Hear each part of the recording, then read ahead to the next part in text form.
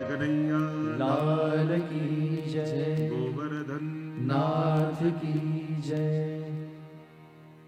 સમુપસ્થિત બંને લાલન, સર્વે મનોરથી પરિવાર એવં આ દિવ્ય કથા સુધાનું રસપાન કરવા આવેલા સર્વભાગ્યવાન ભગવદીજનો, પુષ્ટિ સત્સંગ સપ્તાહને સત્સંગના આ પ્રવાહને અંતર્ગત અનેક ઘાટોમાંથી વહેતી આ યમુના આજે શિક્ષાપત્રના ઘાટ પર આવીને થંભી છે અને રોજ એક નવો આસ્વાદ આ સત્સંગનો, નવો અનુભવ, નવી અભિવ્યક્તિ. શ્રીમદ ભાગવતથી શરૂ થયેલી આ યાત્રા સર્વોત્તમજી 16 ગ્રંથ, નિત્ય લીલા, 41મું પદ, ગીતાજી, રોજ નવા વિષયોની સાથે આપણને પવિત્ર કરતી, ભાવુક કરતી આ યાત્રા ગઈકાલે યમુનાજીના 41મા પદના માધ્યમથી મને આપણે બધાએ યમુના પાન કર્યા અને આજે શ્રી હરિરાય મહાપ્રભુજીના શિક્ષાપત્રના ઘાટ પર આવીને આ યાત્રા થંભી છે.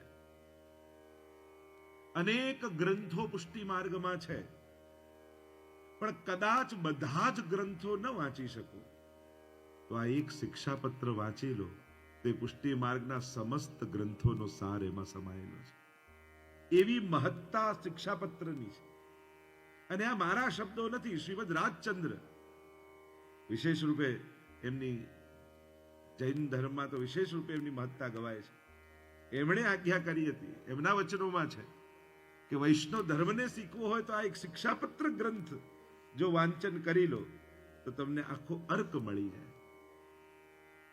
અને નિત્યના સત્સંગના ક્રમમાં પ્રાચીન જે પરંપરા હતી કે ઘરે ઘરે સત્સંગ થાય, ઘરે ઘરે 84 વૈષ્ણવ, 252 વૈષ્ણવની વાર્તા, અને એમાં સમાયેલો આ શિક્ષાપત્ર નામનો ગ્રંથ.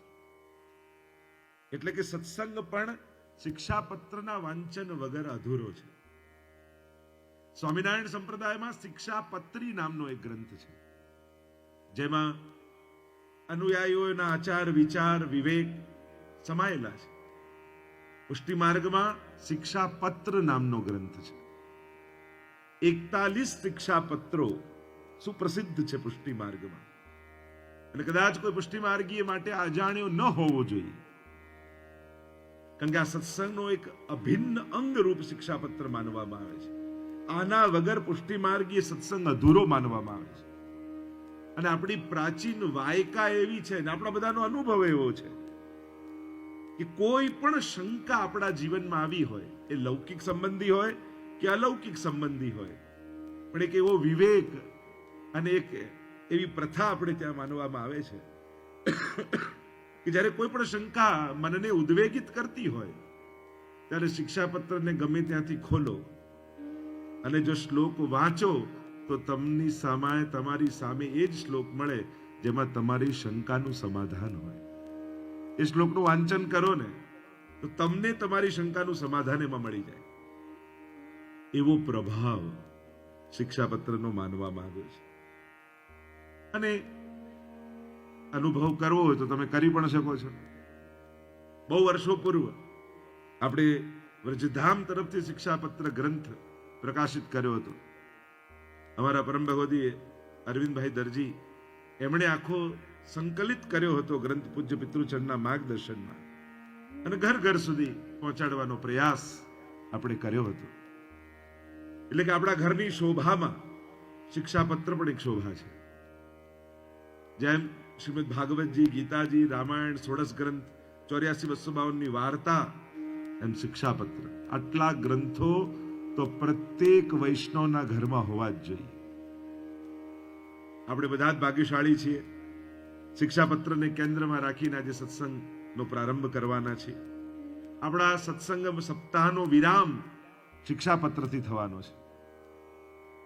અનેક પ્રકારના પત્રો આપણે ત્યાં પ્રસિદ્ધ છે. એમાં આ શિક્ષાપત્રની વિશેષતા માનવામાં આવે. સૌથી પ્રથમ પત્ર આપણે ત્યાં કોઈ પ્રસિદ્ધ હોય તો એ ભગવાને ઉદ્ધવજી સાથે ગોપીઓને લખેલો પત્ર. જ્યારે પ્રભુ વ્રજજનોને યાદ કરીને ખિન્ન મનવાળા બન્યા, ગદગદિત બન્યા, ભાવુક બન્યા, અને ઉદ્ધવજી આવીને સમજાવવા લાગ્યા કે પ્રભુ આપને વિરહ કેવો. ત્યારે ભગવાન ઉદ્ધવને કહે છે કે ઉદ્ધવ, તું મને સમજાવે છે ને, એ બધું મારા ગોપીઓને સમજાવીને આવો, મારા વ્રજભક્તોને સમજાવીને આવો. અને ભગવાને પત્ર લખ્યો અને ઉદ્ધવજી સાથે મોકલ્યો, અને ત્યાં ભ્રમર ગીત આદિનું ગાન થયું. એટલે કે વ્રજભક્તોને આશ્વાસન પત્ર ભગવાને મોકલ્યો કે दुख मत करो, मैं निश्चित आऊंगा, मैं आपके साथ ही हूं.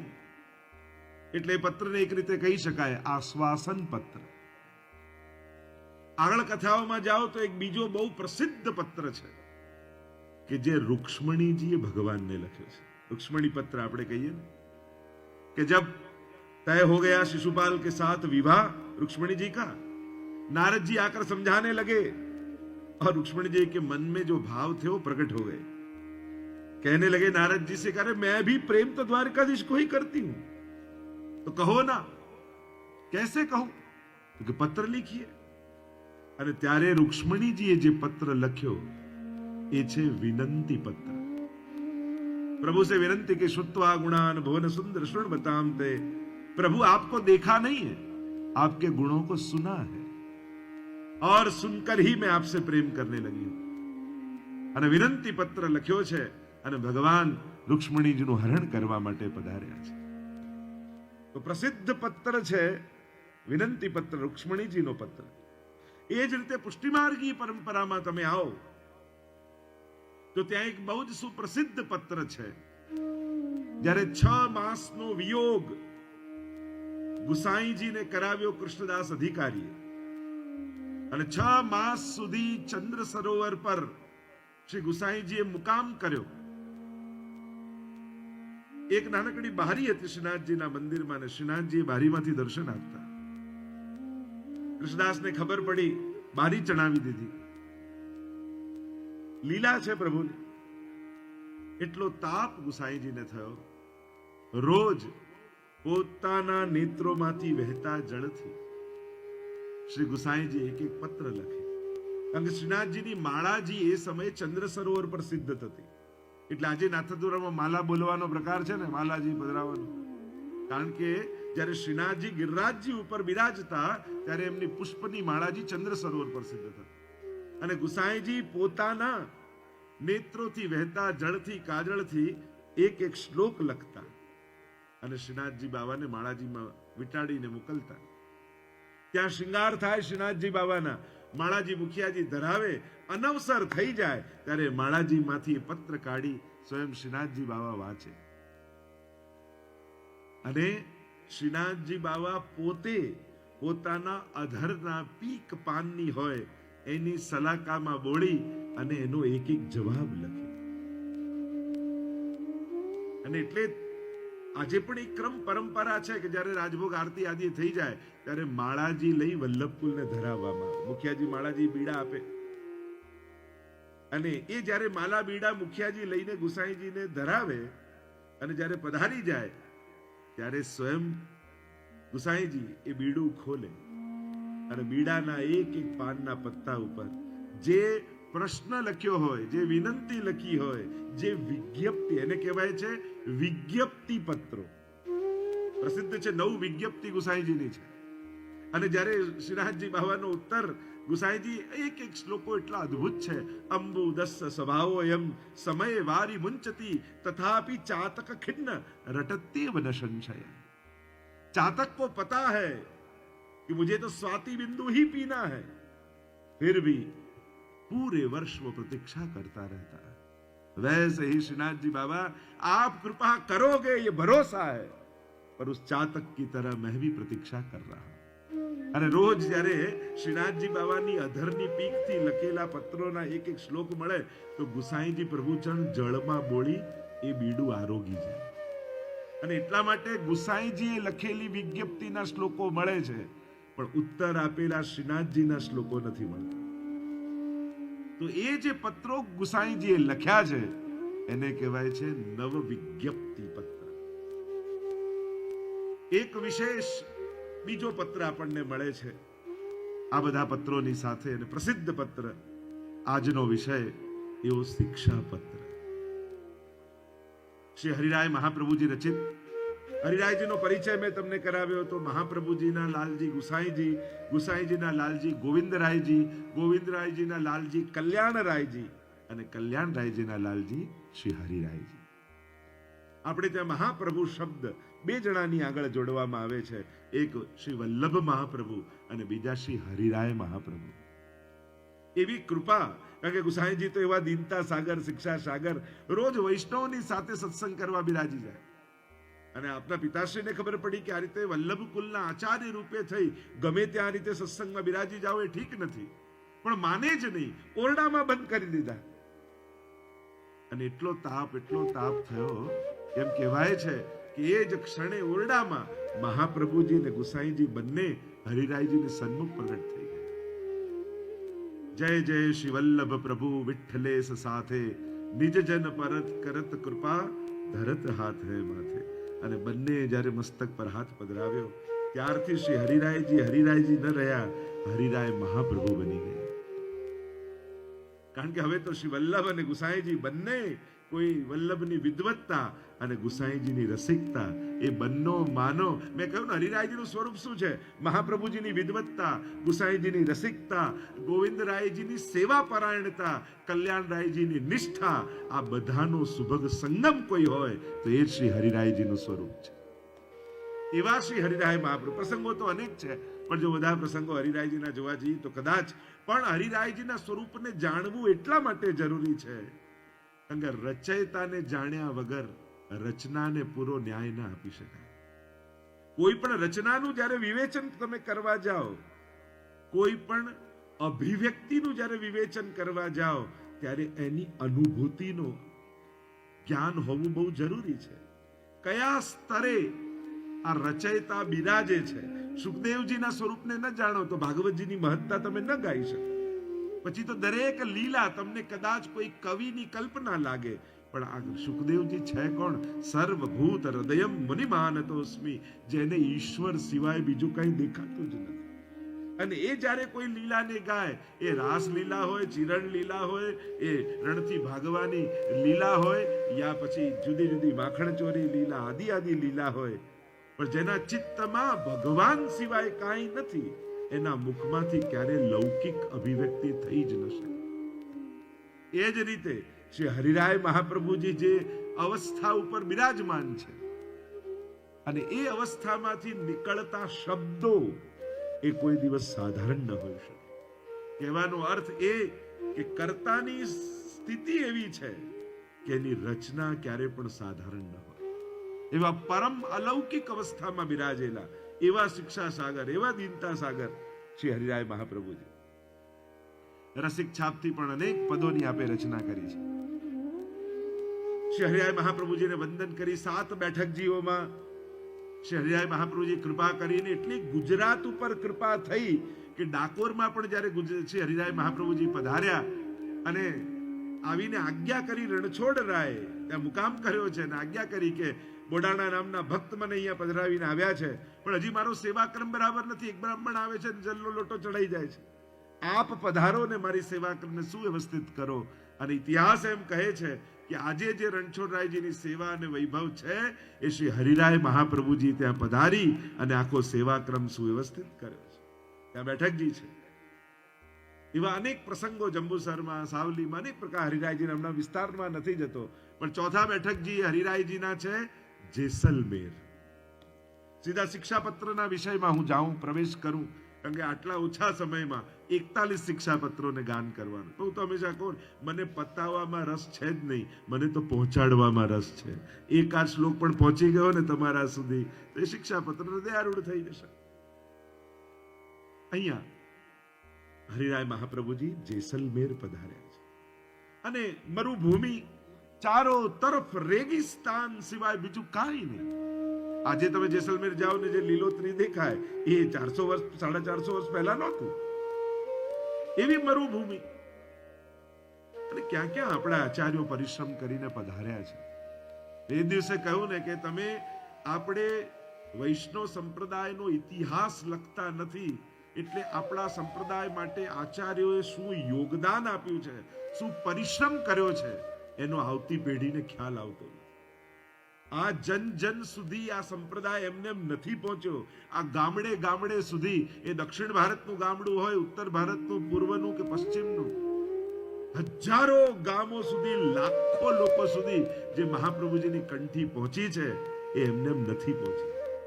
પણ ઇતિહાસ ન લખવાને કારણે મહાપ્રભુજી, ગુસાઈજી, ગોકુલનાથજી ને હરિરાયજી પછી આપણે કોઈ આચાર્યોનું સ્મરણ જ નથી કરતા, યાદ જ નથી કરતા. કેવો કેવો પરિશ્રમ આપણા મહાનતમ આચાર્યોએ કર્યો છે, અને ત્યારે જઈને આવું વૈભવ પુષ્ટિ માર્ગને પ્રાપ્ત થયું છે.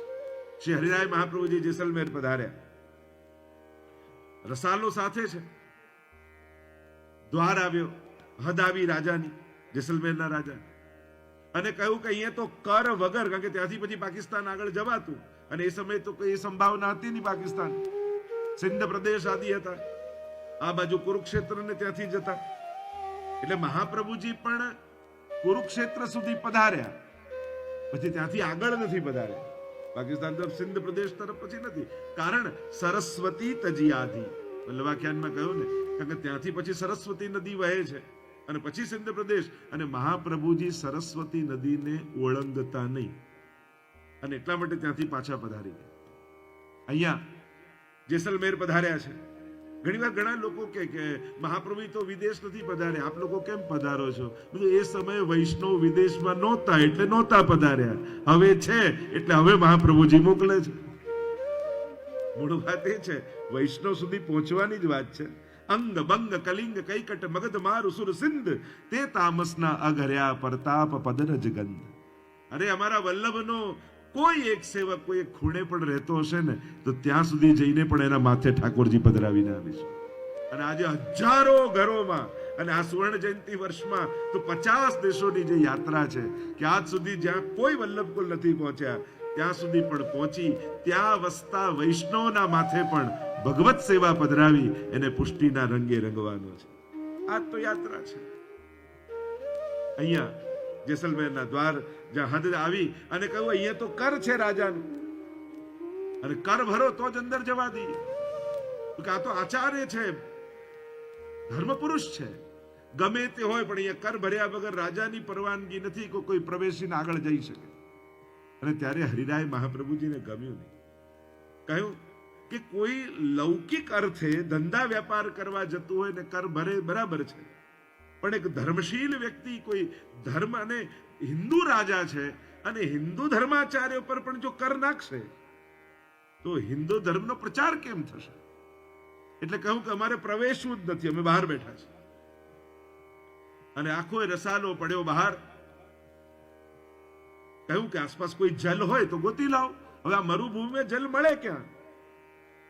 હરિરાય મહાપ્રભુજી આજ્ઞા કરી કે શોધો, મળશે. અને જઈને આવ્યા તો એક સૂકો કૂવો હતો, એક ટીપુય પાણી નહીં. અને કહ્યું જયરાજ આટલા બધે આજુબાજુ ફરી વળ્યા, ક્યાંય જળ છે નહીં, એક કૂવો છે ને એમાં ટીપું પાણી પણ નથી. હરિરાયજી કહ્યું જાઓ પાછા જઈને જુઓ. અને જ્યાં વૈષ્ણવ પાછા શોધવા આવ્યા, જુએ તો એ જ કૂવો છલોછલ પાણીથી લબાલબ થઈ રહ્યો છે. ભીતરથી પાણી પ્રગટતું જાય ને છલકાતું જાય, છલકાતું જાય, છલકાતું જાય. અરે આ તો ચમત્કાર થઈ ગયો.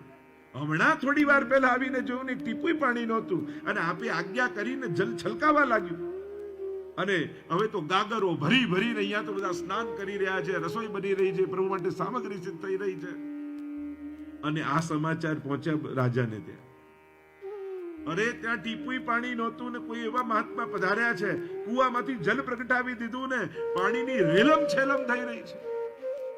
ત્યારે રાજાને સમજાયું કે મારી ભૂલ થઈ ગઈ. આવા પ્રતાપી ધર્માચાર્ય મારા આંગણે પધાર્યા રાજ્યના, અને હું કર લેવા માટે રહ્યો. આ તો બહુ મોટી ભૂલ થઈ. પોતાની રાણીઓ સાથે, રસાલા સાથે હરિરાયજી પાસે આવ્યા, વંદન કરીને ક્ષમા માંગી. હરિરાયજીએ કહ્યું કે આ રીતે કોઈ ધર્મ પુરુષ માટે પણ આવો લૌકિક વ્યવહાર રાજ્ય નહીં કરવો જોઈએ. જો બધાને એક સરખા રીતે તમે કરશો તો ધર્મ પ્રચાર કેમ થશે? ક્ષમા માંગી, શિષ્ય બન્યા રાજા. રાણીને લઈને બધાએ બ્રહ્મ સંબંધ ગ્રહણ કર્યું અને પધરાવીને લાવ્યા અને પોતાના મહેલમાં મુકામ કરાવ્યો. શ્રી હરિરાય મહાપ્રભુજીએ કૃપા કરી એમના ઉપર, બ્રહ્મ સંબંધ આદિ આપી અને ગિરધારીજીનું સ્વરૂપ પુષ્ટાવીને એમને સેવામાં પધરાવી દીધું. આજે પણ ત્યાં મહેલમાં તમે જાઓ તો ગિરધારીજીનું મંદિર છે. બહુ વર્ષો પૂર્વ એ જ ગિરધારીજી મંદિરની સન્મુખ ત્યાં ભગવત કથા કરવાનો અવસર મળ્યો હતો. અને એ ગિરધારીજી ત્યાં 6 માસ સુધી શ્રી હરિરાય મહાપ્રભુજી બિરાજ્યા તો ખરા, પણ વ્રજનું અનુસંધાન થવા લાગ્યું, વિઠ્ઠલનાથજીનું અનુસંધાન થવા લાગ્યું, પોતાના નિજ ભગવદી વૈષ્ણવનું સ્મરણ થવા લાગ્યું. એવો વિરહ હરિરાયજીને થવા લાગ્યો.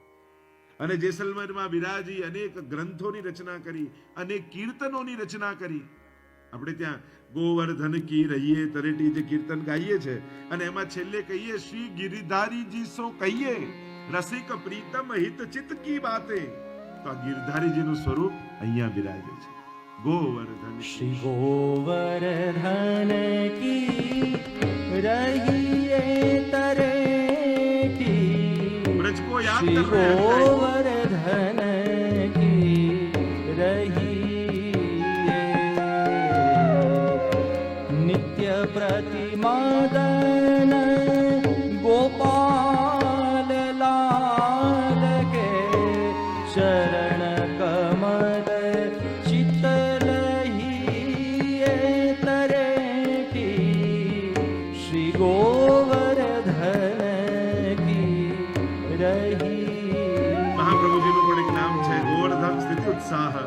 હરિરાયજીને તાપ થઈ રહ્યો, ક્યારે હું બ્રજમાં જઈશ, ક્યારે ગિરરાજ બાવાના દર્શન કરીશ, ક્યારે તરેટીમાં નિવાસ કરીશ. એ તાપ ભાવ તન પુલકિત બ્રજ રજ में लोटत, तन पुलकित ब्रज रज में लोटत, गोविंद कुंड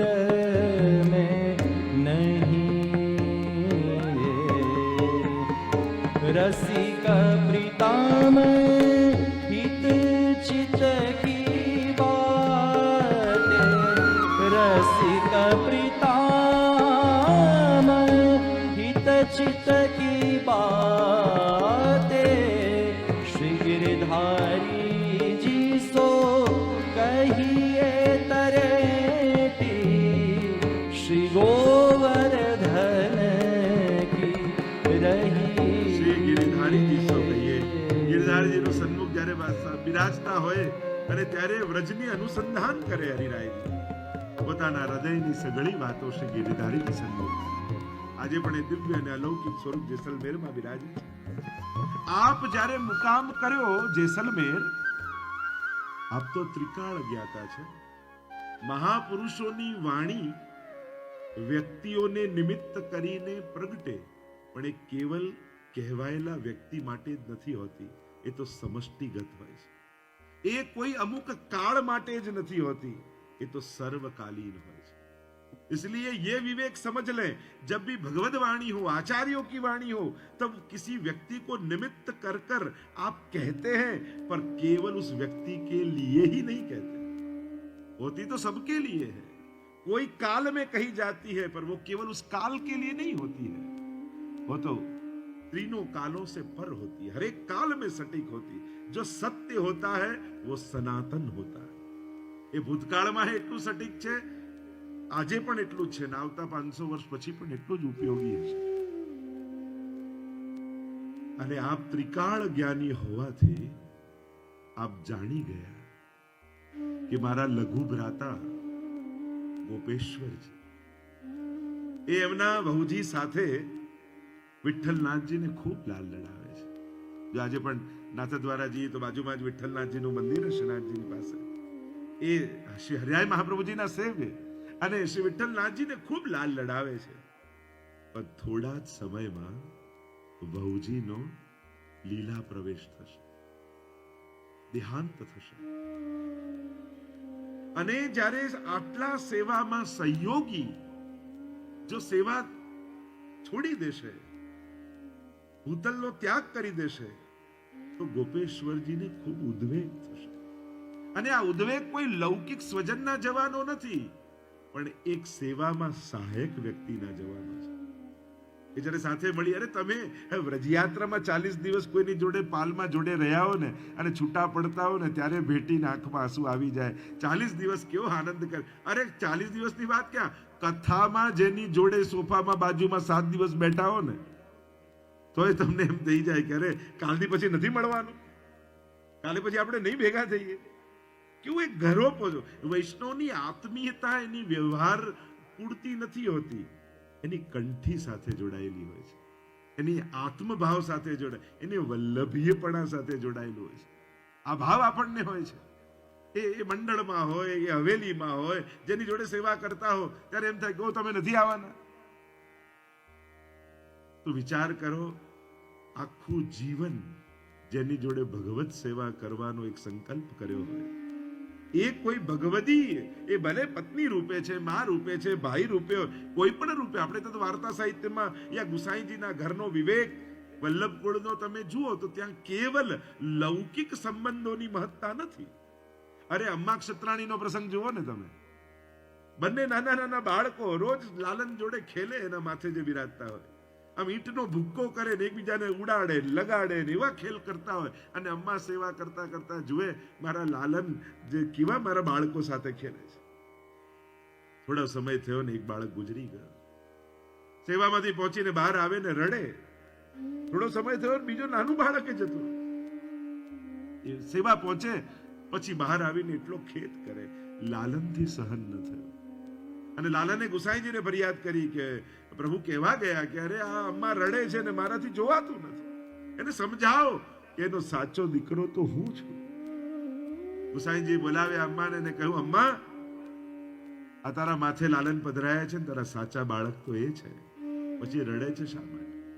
એટલે એટલા માટે નથી રડતી કે દીકરા ગયા, એટલા માટે રડું છું કે મારા લાલન રોજ એની સાથે ખેલતા, મારા લાલનના ખીલોના તૂટી ગયા, મારો લાલન એકલો થઈ ગયો, એટલા માટે હું તો રડું છું. કેવો ભાવ ભગવદીઓનો આપણે તો કલ્પના ન કરી શકીએ. તુચ્છ વસ્તુઓ છૂટી જાય ને તોય આપણે તો સેવા છોડીને વસ્તુ માટે રડીએ, અને આ તો દીકરાઓ જતા રહ્યા તો લાલન માટે રડી રહ્યા છે. આ ભગવદીઓની ભાવની સર્વોચ્ચતા લૌકિક સાંસારિક ગણિતોથી સમજાતી નથી. વૈષ્ણવ કુંભનદાસ સમાચાર મળ્યા કે એમના દીકરાને સિંહે મારી નાખ્યો ગાયોને બચાવતા. કોઈ સમાચાર આપ્યા, કુંભનદાસ તમારા પુત્ર કૃષ્ણદાસ ગયા, અને મૂર્છિત થઈને પડી ગયા. બધા વૈષ્ણવો ભેગા મળી ગયા. અરે જો ને ભગલે ભગવદી બને છે પણ પુત્રનો મોહ તો કોઈને છોડતો નથી. કેવા મૂર્છિત થઈને પડ્યા છે. એટલામાં ગુસાઈજી સાંભળી ગયા જતી વખતે, એવું મૂર્ખ, અરે આ એટલા માટે મૂર્છિત નથી થયા કે દીકરો ગયો, આ તો એટલા માટે મૂર્છિત થયા કે સૂતક લાગ્યું ને હવે શ્રીનાથજીના દર્શન કરવાની હવે. કુંભનદાસ કલ શું દર્શન કરવે આવ્યો? આવું જ્યારે ગુસાઈજી બોલ્યા ને તુરંત ઉભા થઈ સાષ્ટાંગ દંડવત ગુસાઈજીને કરી દીધા. ભગવદીઓને પોતાની લૌકિક આંખે જોવા નહીં, એમના વ્યવહારોનું લૌકિક બુદ્ધિએ મૂલ્યાંકન કરવું નહીં. એ તો સર્વોચ્ચ ભક્તિની અવસ્થાએ બેઠા છે. એટલે 84,252 વૈષ્ણવની વાર્તાને લૌકિક વ્યવહારિક બુદ્ધિએ ક્યારે એના અર્થઘટનો કરતા નહીં, કારણ કે આ બધા એમનાથી પર છે. કુંભનદાસ આદિને જ્યારે માનસિંહ આરસી આપવા માટે આવે છે ના, કે કેટલા પ્રસંગો છે આ બધા. ગોવિંદ સ્વામીના પ્રસંગ જો, દીકરી એકની એક આવી અને કહેવા લાગી પિતાને મળવા આટલા સમય આવી છું, અરે પિતા આમ જાય, પેલા આમ જાય, પેલું કરે, આમ કરે, તો કે મારી જોડે બેસીને વાત કેમ નથી કરતા? પિતાજી, બેટા મન એક હતું અને તો ઠાકોરજીને સોંપી દીધું, બીજું હોત તો તારામાં ચોક્કસ લગાવત. આવો ભાવ. પેલા શિષ્યો પૂર્વજન્મમાં તો સ્વામી હતા ને, ગોવિંદ સ્વામી, એટલે શિષ્યો શોધતા શોધતા આવે કે અમારા ગુરુદેવ છે ક્યાં? અને એટલામાં ગોવિંદ સ્વામી જ મળી ગયા. હવે એમને ઓળખે નહીં, નાનપણમાં દીક્ષા લીધી હશે. પૂછ્યું કે ગોવિંદ સ્વામી આજ ગામમાં રહે છે ને? તો કહ્યું કે હા આજ ગામમાં, પણ એ તો ક્યારના ગુજરી ગયા. પરંતુ અરે અમારા ગુરુદેવ ગુજરી ગયા ને અમને ખબર ન પડી. પણ જતા જતા એને વિચાર આવ્યો કે ચલો એમના ઘરમાં તો કોઈ હશે ને, એને તો મળતા જઈએ. શોધતા શોધતા ગોવિંદ સ્વામીના ઘરે આવ્યા. દરવાજો ખટખટાવ્યો, જ્યાં દ્વાર ખોલ્યું તો જોયે તો એ જ. કહ્યું કે અરે તમે તો જીવંત છો, પછી કેમ આમ કહો છો? ત્યારે કહ્યું, સાચું કહું છું, હજી કહું છું, ગોવિંદ સ્વામી તો ક્યારના ગુજરી ગયા, હવે તો ગોવિંદ દાસ અહીંયા રહે છે. કારણ કે હવે તો મને ગુરુ મળી ગયા છે, હવે મને ગુસાઈજી રૂપ સમર્થ ગુરુ મળી ગયા. સ્વામી પણ તો ક્યારનું જતું રહ્યું, અબ તો ગોવિંદ દાસ યહાં રહેતા. આવો ભાવ હરિરાય મહાપ્રભુજી જાણી ગયા, ગોપેશ્વરજીના બહુજી લીલા કરી જવાના છે. શું કરું કે એમનું ચિત્ત લૌકિક ખેદથી ગ્રસિત ન થઈ જાય અને અલૌકિક ભાવો મનમાં બન્યા રહે. જો મહાપુરુષો એ લૌકિક ઘટનાઓને પણ પ્રભુની અલૌકિક લીલા બનાવીને બતાવે છે, જેથી ભક્તોનું ચિત્ત સંસારમાં ન જતું રહે. તથૈવ તસ્ય લીલેતિ મત્વા ચિંતામ ધૃતમ ત્યજેત. ઘટનાઓના અર્થઘટનો અને વર્ગીકરણો કરી શકાય, ભગવદ લીલાને કોણ સમજી શકે? અને જ્યારે લીલા રૂપે જુઓ છો ને, ત્યારે તમે એના કારણો ગોતવા નીકળતા નથી. ઘટનાઓ રૂપે જોઈએ તો આપણે કારણ, કોને કારણે આ બન્યું, કેમ આ બન્યું, કયું મારું કર્મ, કેમ આમ થયું, કેટલા કારણો, ને જેટલા ખોદતા જાઓ ને એટલા નવા નવા દુઃખો મળતા જ જાય. અને એટલા માટે મહાપ્રભુજી કહે છે, દુઃખોને શોધવા, કારણો ગોતવા માટે કર્મોને ખોદવાની જરૂર નથી.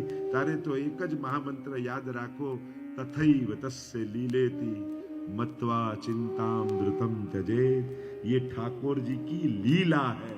बस આ વાક્યથી પૂર્ણ વિરામ આપી દે. ત્યાં જે વાત સમાપ્ત, ભગવદ ઈચ્છા, ભગવાનની લીલા. અને આ દ્રષ્ટિકોણથી જુઓ, પછી કાંઈ શોધવાની જરૂર નથી રહેતી. હરિરાયજીને થયું શું કરું, એટલે એમણે બાદશાહને કહ્યું કે એક વ્યવસ્થા કરી આપો. અહીંયાથી હું પત્ર લખતો જાઉં અને એ પત્ર સવારે લખું ને સાંજે પહોંચી જવો જોઈએ. અને એને 8 કોષમાં સાંડણીઓ ગોઠવી અને એવો રસ્તો ગોઠવ્યો કે સવારે પત્ર લખે હરિરાયજી, સાંજ સુધી પહોંચી જાય. અને ત્યાં ગોપેશ્વરજી અને એમના વહુજી વિઠ્ઠલનાથજીની અખંડ ભગવત સેવામાં છે. સવારથી રાત સુધી ભગવત સેવાનું સુખ લે છે, વિઠ્ઠલનાથજીના સુખનો વિચાર કરે છે. અને અહીંયાથી એક એક પત્ર લખે હરિરાયજી. હજી લીલા પ્રવેશ કર્યો નથી, પહેલો પત્ર લખ્યો, પણ સેવામાં એટલા વ્યસ્ત ને. અને કોઈ આવીને કહ્યું કે જયરાજ, ગોપેશ્વરજીને એમના લઘુ ભ્રાતાને, મોટા ભાઈ હરિરાયજીનો પત્ર આવ્યો છે, હા હમણાં વાંચું છું, આ ગોખલામાં રાખો ને. ગોખલામાં મૂકી. બીજો પત્ર આવ્યો બીજા દિવસે, ગોખલામાં રાખો ને, પછી વાંચું છું, સમય મળે. પણ સેવા કરનારને સમય હોય? જે અહર્નિશ ભગવત સેવામાં હોય એને કોઈ દિવસ સમય ન મળે. આ તો આપણે એમ કહીએ કે સમયસર ખુલવું જોઈએ. એકવાર પુષ્ટિ માર્ગીય સેવા ક્રમની પુસ્તક લઈ ક્રમ પ્રમાણે સેવા કરી જુઓ, કયો ટાઈમ સચવાય તમને ખબર પડી જશે. આ તો ખાલી બહાર દર્શન કરવા આવેલાને એ ખબર હોવી જોઈએ કે અંદર શું ચાલી રહ્યું છે. આપણી દિક્કત, તકલીફ એ છે આપણા માર્ગની, બહાર દર્શન કરવા આવેલાને એ ખબર નથી હોતી કે ભીતર આ દ્વાર બંધ છે એટલે બધા બેઠા નથી, અંદર તો સેવા ક્રમ ચાલી જ રહ્યો છે. અને ભીતર શું ચાલે છે એ બહાર આવનારને ખ્યાલ હોવો જોઈએ. પણ એને જ ખ્યાલ હોય જેના ઘરમાં સેવા હોય. તો તમને એ ખ્યાલ હોવો જોઈએ કે આજે આ ક્રમ હશે, આજે આવો ભોગ આવતો હશે, આજે આ રીતે ક્રમ ભીતરમાં થઈ રહ્યો હશે. એટલે તમે બહાર બેઠા બેઠા પણ અંદરની સેવાનું ચિંતન કરી શકો, આ ખ્યાલ હોવો જોઈએ. તો અહીંયા એટલી વ્યસ્તતા, માળાજી કરવાની છે, આ કરવાની છે, આ સામગ્રી કરવાની છે, એમ કરતા કરતા 5 દિવસ થઈ ગયા. જો શિક્ષાપત્રનું થોડું રિસર્ચ કરો, અનુસંધાન કરો, તો પહેલેથી એમ નથી લખ્યું. 6થા શિક્ષાપત્રમાં હરિરાયજી લખે છે, ગૃહભંગ સમાચાર સુતા. તમારા ગૃહભંગના સમાચાર મને મળ્યા. 6થા દિવસે એટલે 5મીની રાતના અચાનક ગોપેશ્વરજીના વહુજીનો દેહ શાંત થઈ ગયો. અને અચાનક બનેલી આ ઘટના કે જેની જોડે નિત્ય ભગવત સેવાનો આનંદ લેતા હતા, એ સાથ છૂટ્યો. એનો એવો આઘાત ગોપેશ્વરજીને લાગ્યો કે અન્ન જળ છોડી એ વિરહનમાં વ્યાકુળ બની ગયા. 3 દિવસ સુધી અન્ન જળનો ત્યાગ કરી ગોપેશ્વરજી એવા આઘાતમાં રહ્યા. બધાને ચિંતા થઈ ગઈ, સેવકોને. હરિરાયજી બિરાજતા નથી અને આવી ઘટના ઘટી ગઈ, કેમ કરીને આમને શોકમાંથી બહાર કાઢવા. એટલામાં હરિરાયજીના એક વયોવૃદ્ધ વૈષ્ણવ આવીને કહ્યું, જયરાજ, આપને કોઈ મોટા ભાઈ હરિરાયજીના કોઈ પત્ર આદિ સંદેશ આપને મળ્યા છે? કે હા, લગભગ 9 દિવસ, 6 દિવસ આ થયા, 3 દિવસ અન્ન જળનો ત્યાગ કરીને થયા. આટલા દિવસથી, અઠવાડિયા પહેલાથી એમના રોજ કોઈ પત્ર તો ચોક્કસ આવે છે, પણ સેવાની વ્યસ્તતાને કારણે ક્યારે વાંચ્યા નથી. વિનંતી છે જયરાજ, એકવાર એ વાંચી તો જુઓ. અને જ્યારે વિચાર આવ્યો કે ચોક્કસ શ્રી હરિરાયજી એ પત્રો એક ઓખલામાં પડ્યા અને હમણાં તો પ્રતિબંધ છે, સૂતક છે, સેવામાં જવાતું નથી, તો લાવ ખોલીને વાંચું તો ખરા. અને જ્યાં પહેલો પત્ર વાંચ્યો, કોઈ લૌકિક વાત લખી નથી, ઉલટાનું મન લૌકિકતામાંથી અલૌકિકતામાં જાય એવા એક એક શ્લોકોનું અનુસંધાન થવા લાગ્યું. અને એક એક પત્ર વાંચતા જાય ને રોજ પત્રો આવતા જાય. એવા 41 દિવસ સુધી પત્રો આવ્યા અને શરૂ કર્યા વાંચવાના, અને રોજ એક એક પત્ર વાંચે અને શોકની નિવૃત્તિ થઈ ગઈ. પુનઃ ભગવત સેવામાં પોતાનો વિનિયોગ કરાવી દીધો. આ તાકાત આચાર્યોની વાણીની છે. અને ગોપેશ્વરજીને થયું કે આ તો એક એક શ્લોકો ઉપર આની વ્યાખ્યા લખવી જોઈએ. એટલે તમે જો શિક્ષાપત્રનું પુસ્તક જોશો ને તો ઘણામાં લખ્યું હશે બડે શિક્ષાપત્ર, આવું લખ્યું હશે. જો વ્રજભાષાનું તમે જુઓ તો બડે શિક્ષાપત્ર. બડે શિક્ષાપત્ર જુઓ, શિક્ષાપત્ર તો સમજમાં આવ્યું. બડે શિક્ષાપત્ર એને કહેવાય જેમાં શિક્ષાપત્રના શ્લોકોની સાથે ગોપેશ્વરજીની ટીકા પણ લખી હોય, વ્યાખ્યા પણ લખી હોય, એટલે એને કહેવાય બડે, મોટા શિક્ષાપત્ર. કેવલ શ્લોક નથી, એની જોડે શ્લોકોની વ્યાખ્યા પણ છે. તો આવો શિક્ષાપત્રનો દિવ્ય ગ્રંથ કે જે શોકમાંથી સ્નેહ સુધી લઈ જાય છે, મોહમાંથી મોહન સુધી લઈ જાય છે.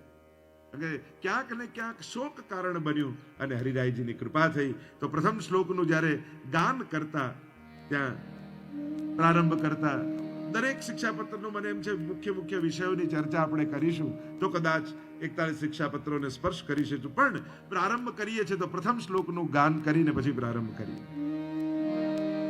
સદોદ્વિગ્ન મનઃ કૃષ્ણ દર્શને ક્લિષ્ટ માનસઃ લૌકિકં વૈદિકં ચાપી કાર્યં કુર્વન્ન નાસ્તયા. તો પ્રથમ શ્લોક એ સુકન રૂપે કરું છું. આ ચાવી રૂપ છે. એટલે કે મેં કરિયાર કહું કે ચાવી તમારા હાથમાં છે તો આખું ઘર તમારા હાથમાં જ કહેવાય. હવે મારા હાથમાં ઘર છે, ઘર આપણે નથી લેતા, ચાવી હાથમાં લઈએ છીએ. બસ તો પ્રથમ શ્લોક ચાલે ને. ઘણી વાર હું કહેતું શર્ટનું પહેલું બટન બરાબર લાગે તો બાકી બધા બરાબર લાગી જાય. તો આમ પ્રારંભ છે, શરૂઆત છે, અને જેનો પ્રારંભ ઉત્તમ હોય એનું બધું જ ઉત્તમ હોય. એક એક શ્લોકને લેવાનો કદાચ સમય નહીં રહે, પણ અહીંયા આ 24 શ્લોકમાં, એમ તો 633 શ્લોક દ્વારા આખું શિક્ષાપત્રનું ઉપદેશ શ્રી હરિરાય મહાપ્રભુજી આપણને આપે છે. પણ આ 24 શ્લોક પ્રથમ શિક્ષાપત્ર, 5 શ્લોકથી 35 શ્લોકો સુધીના શિક્ષાપત્રો છે. અને કુલ 633 શ્લોકમાં શ્રી હરિરાય મહાપ્રભુજી આપણને શુદ્ધ પુષ્ટિ જીવનું કર્તવ્ય શું છે એના સુંદર ઉપદેશો આપે છે. પ્રથમ શિક્ષાપત્રનો વિષય છે વૈષ્ણવનું કર્તવ્ય. અને અહીંયા વૈષ્ણવના કર્તવ્યો 10 કર્તવ્યો 24 શ્લોકમાં બતાવ્યા. હું સીધા સાર રૂપે એક એક શિક્ષાપત્રને લેતો જઈશ. સદોદ્વિગ્ન મનઃ કૃષ્ણ દર્શને ક્લિષ્ટ માનસ. અદ્ભુત ચર્ચાઓ છે. એક એક શ્લોકોની ગાથા ગાવા જાઓ તો આ તો અનંત ઉપદેશો છે. શું શું નથી, ગીતાજી, ભાગવતજી, 16 ગ્રંથ, બધા જ ગ્રંથોનો સાર શિક્ષાપત્ર છે. આ શિક્ષાપત્ર છે. એક એક પત્રો લખ્યા જેમાં શિક્ષા આપવામાં આવી. પણ કોઈએ કોઈને પત્ર લખ્યા હોય તો ત્રીજા વ્યક્તિથી એ પત્ર ખોલાય? તમને કોઈ લેટર લખે, કોઈ પત્ર લખે તો તમારાથી ખોલાય? તમે કહો તો ખોલું. જો હરિરાયજીએ લખ્યા છે ગોપેશ્વરજીને, જો તમે કહો તો હું ખોલું, પત્ર ખોલું, પછી તમારી જવાબદારી. એક વ્યક્તિ હતા, એક શેઠજી હતા, અને શેઠ અને શેઠાણી ને એને તે ચાકર બહુ સારો ચાકર, બધું એમનું સાચવે બધું. એટલામાં ગામડેથી એક પત્ર આવ્યો એની પત્ની, અને પત્નીનો પત્ર આવ્યો એટલે શેઠાણીને લાગી બીક કે આ ચોક્કસ પાછા ગામડે બોલાવવા માટે લખ્યું હશે. હવે પત્ર આવ્યો શેઠાણીના હાથમાં, તો એને થયું કે આને આપવો કે નહીં. હવે લખ્યું શું હોય એ ખબર નથી, અને કોઈનો પત્ર ખોલવો કેમ. પણ શેઠાણીના મનમાં ડર એ રહ્યો કે આ બધું સંભાળીને બેઠો છે, જો આ જતો રહેશે તો બધું મારા માથે આવી જશે. બધાને ડર એ જ હોય ને. અને બીક એ લાગી એટલે થયું કે લાવ ખોલીને જોઈ લો. અને જ્યાં ખોલીને જોયું તો એમાં લખ્યું હતું કે તમે ત્યાં ચાકરી કરો છો અને મા બાપની જેમ બંનેને ચાકરી કરો છો એક બાળક બનીને, પણ જ્યારે પણ ગામડે આવો ને પણ એમનું અડધું કામ મૂકીને ના આવતા, એમને સાચવીને જ આવજો, બધું એમનું પતાવ્યું. જ્યારે આવો મારા માટે હીરાનો હાર એક લેતા આવજો, મારા માટે સોનાની બંગડી લેતા આવજો, મારા માટે એક વીંટી લેતા આવજો, એવું બધું લખ્યું હતું.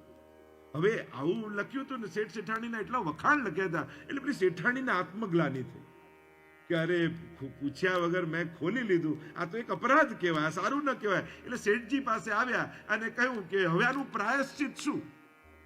ખરેખર લખ્યો તો એની પત્ની એના પતિ માટે, મેં પૂછ્યા વગર ખોલી લીધું તો આ તો અપરાધ થયો, તો આનું પ્રાયશ્ચિત શું કરું. તો શેઠજીએ કહ્યું આનું પ્રાયશ્ચિત એ જ કહેવાય કે આમાં જે વસ્તુ વહુએ માંગણી કરી છે એ બધી વસ્તુ તારે અપાવવી જોઈએ. એ હવે તારે બધું સાચવી લેવાનું. એમાં તમે મને પરવાનગી આપો છો કે શિક્ષાપત્ર હરિરાયજીએ ગોપેશ્વરજીને લખ્યા એ હું ખોલું, તો એમાં જે લખ્યું છે એ હવે તમારે માનવાનું રહ્યું. તો શિક્ષાપત્ર ખોલું. કારણ કે આપણે આજ્ઞા લીધા વગર તો આપણે તો હરિરાયજીની આજ્ઞા લઈએ કે આપે જે લખ્યા, અને આપની વાણી અમને ભરોસો છે એ કોઈ વ્યક્તિગત માટે નથી, એ સમસ્ત વૈષ્ણવી સૃષ્ટિ માટે છે, એવો ભાવ રાખી અને હરિરાયજીના શિક્ષાપત્ર આપણે ખોલી. પણ જે વચનો મળે આપણે નિભાવવાનું, એ જ એનું પ્રાયશ્ચિત. અહીંયા 10 કર્તવ્યો બતાવ્યા. પ્રથમ કર્તવ્ય બતાવ્યું લૌકિક વૈદિક કાર્યો અનાસ્થાય. કાર્યમ એટલે કે કૃષ્ણ દર્શને ક્લિષ્ટ લૌકિકમ વૈદિકમ ચાપી કાર્યમ કુર્વન અનાસ્થયા. પહેલું કર્તવ્ય લૌકિક વૈદિક વૈષ્ણવે કરવું, પણ અનાસ્થાએ કરવું. મારું ભલું કરનારો મારો ઠાકોરજી છે. પેલાને જઈને થોડો વ્યવહાર સારો રાખીશ તો એ મદદે આવી જશે, આ કામ લાગશે, એવા લૌકિક સ્વાર્થથી કોઈની જોડે સંબંધ નહીં રાખો. મારું કોઈ કરશે તો ઠાકોરજી જ કરશે. અને દુનિયાનો સમર્થ માણસ હોય ને એ મદદ કરી શકે, સુખી ના કરી શકે. માણસનું સામર્થ્ય મદદ કરવા સુધી છે. કોઈ મદદ કરીને ગેરંટી આપી શકે કે આ સુખી કરશે? સુખ તો ઈશ્વર સિવાય કોઈના હાથમાં નથી. અને એટલા માટે લૌકિક ક્યારે પણ ખૂબ સાચો ના નથી. જેને જે જોઈએ એ આપો. એટલે કે સંસારને છે ને તમારો સાચો પ્રેમ નથી જોઈતો હોતો, સંસારને તો પ્રેમ પૂર્વકનો વ્યવહાર જોઈતો હોય છે. તમે ભલે દિલથી પ્રેમ કરતા હો પણ વ્યવહારમાં કાચા હો ને તો સંસાર તમારો સ્વીકાર નહીં કરે, નિંદા જ કરશે. જો ને ક્યારે પ્રસંગોમાં આવીને ઉભો નથી રહેતો, ક્યારે આવીને કહે છે કે અમે બેઠા છીએ. જો ઘણા એવા હોશિયારો જરાય પ્રેમ ના કરતા હોય, દરેક વખતે જઈને કહી આવે અમે બેઠા છીએ, કઈ પણ હોય તો કહેજો. એ બેઠો જ રહેવાનો હોય, એ ઉભો ના થવાનો હોય. પણ આવીને 4 વાર કહી જતો હોય કે અમે બેઠા છીએ. દુનિયાને પ્રેમનો વ્યવહાર જોઈએ છે અને ભગવાનને વ્યવહાર નથી જોઈતો, એને પ્રેમ જોઈએ છે. તો જેને જે જોઈએ આપો. દુનિયાને પ્રેમનો વ્યવહાર આપો અને ભગવાનને પ્રેમ આપો. દુનિયા પાસે પ્રેમ બચાવીને રાખો, વ્યવહાર આપી દો અને પ્રભુને પ્રેમ આપી દો. અનાશ થયા. આપણે તો વાર્તામાં આવે છે ને કે પેલા જમીન માપવા વાળો આવ્યો માજીની, એમ થયું વૈષ્ણવ માજી છે ને હું વૈષ્ણવ છું, લાવ થોડી વધારે જમીન માપી દો. અને વધારે જમીન માપી તો માજીથી એટલો, એને તો સ્વાનુભાવ, રોજ ઠાકોરજી સ્વાનુભાવ જતાવે માજીને, પણ એનાથી એ બોલાઈ ગયું, અરે તે વધારે જમીન, તે તો મને જીવાડી દીધી હો. અને ઠાકોરજી પીઠ દઈને બિરાજી ગયા, તને જીવાડનારો તો હું બેઠો છું, આ જમીનનો ટુકડો આપનારો તને જીવાડશે? જા, તારી જોડે વાત નહીં કર. અન્યાશ્રય છે એક પ્રકાર. વૈષ્ણવે વાણીનો પણ વિવેક રાખો. તો લૌકિકમ અને વૈદિકમ. એ રીતે વૈદિક કાર્યો પણ વિધિ વિધાન બધા જ કરવાના.